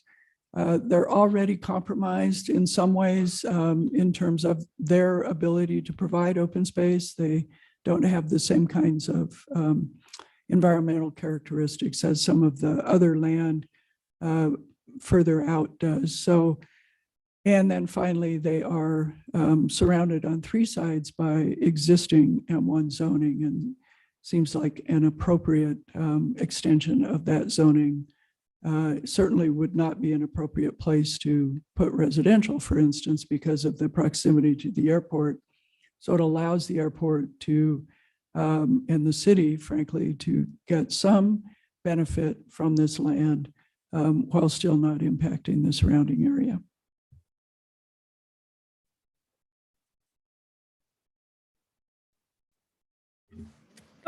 Madam Mayor, I think my input came in earlier in the form of a question that I think came out as more of a comment or direction. So I don't know that there's anything else I need to add that I didn't already say. All right, and we will be looking at that and taking that in consideration as we do agreements moving forward, because it is really important. Madam Mayor? Yes. I guess I just want to add to what the council president said, that, I'm fairly familiar with the long-term strategic plan of the airport. I'm very familiar with at least my own long-term vision for the city of Boise. We have to do this kind of stuff somewhere, and particularly as it's pertinent to the airport. You can't put a hangar in, Southeast Boise. That's not where the airport is. It has to be somewhere, and Gowan Road and Orchard are right there. It's tied into the long-term land use planning for this spot. It's really the right place. And the reason I say that is not because I think that's true, but because the alternative is more sprawl into the desert. It's more sprawl into our open spaces. It's sprawl that could potentially affect peppergrass. It's sprawl that really could potentially ruin the pronghorn habitat that's out there. It's sprawl that really could potentially drain more of the aquifer farther from our city. So tying this kind of development into the airport that needs it, that's been planning for it for a long time, in a place that's so accessible for traffic. It's right across from the armory. It's got a good wide, thorough road after Gowan Road was rerouted. It's really the right place for it in my mind.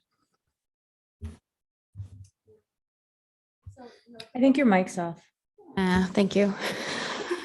A couple of thoughts. It's rare that we get to see a compromise when things get to us. And I like to see compromises. I think that's good governance. And I think when we can, we need to embrace those compromises. And also in this situation, everyone's right? There's a corridor that makes sense. We want to support industrial developments because it's good for the economy, but we also want to support the airport because it's an economic driver, but we are losing open space, and there's a lot more open space in other parts of the city, and that often feels unfair. And in this case, we're really asking at this point for you to go on faith.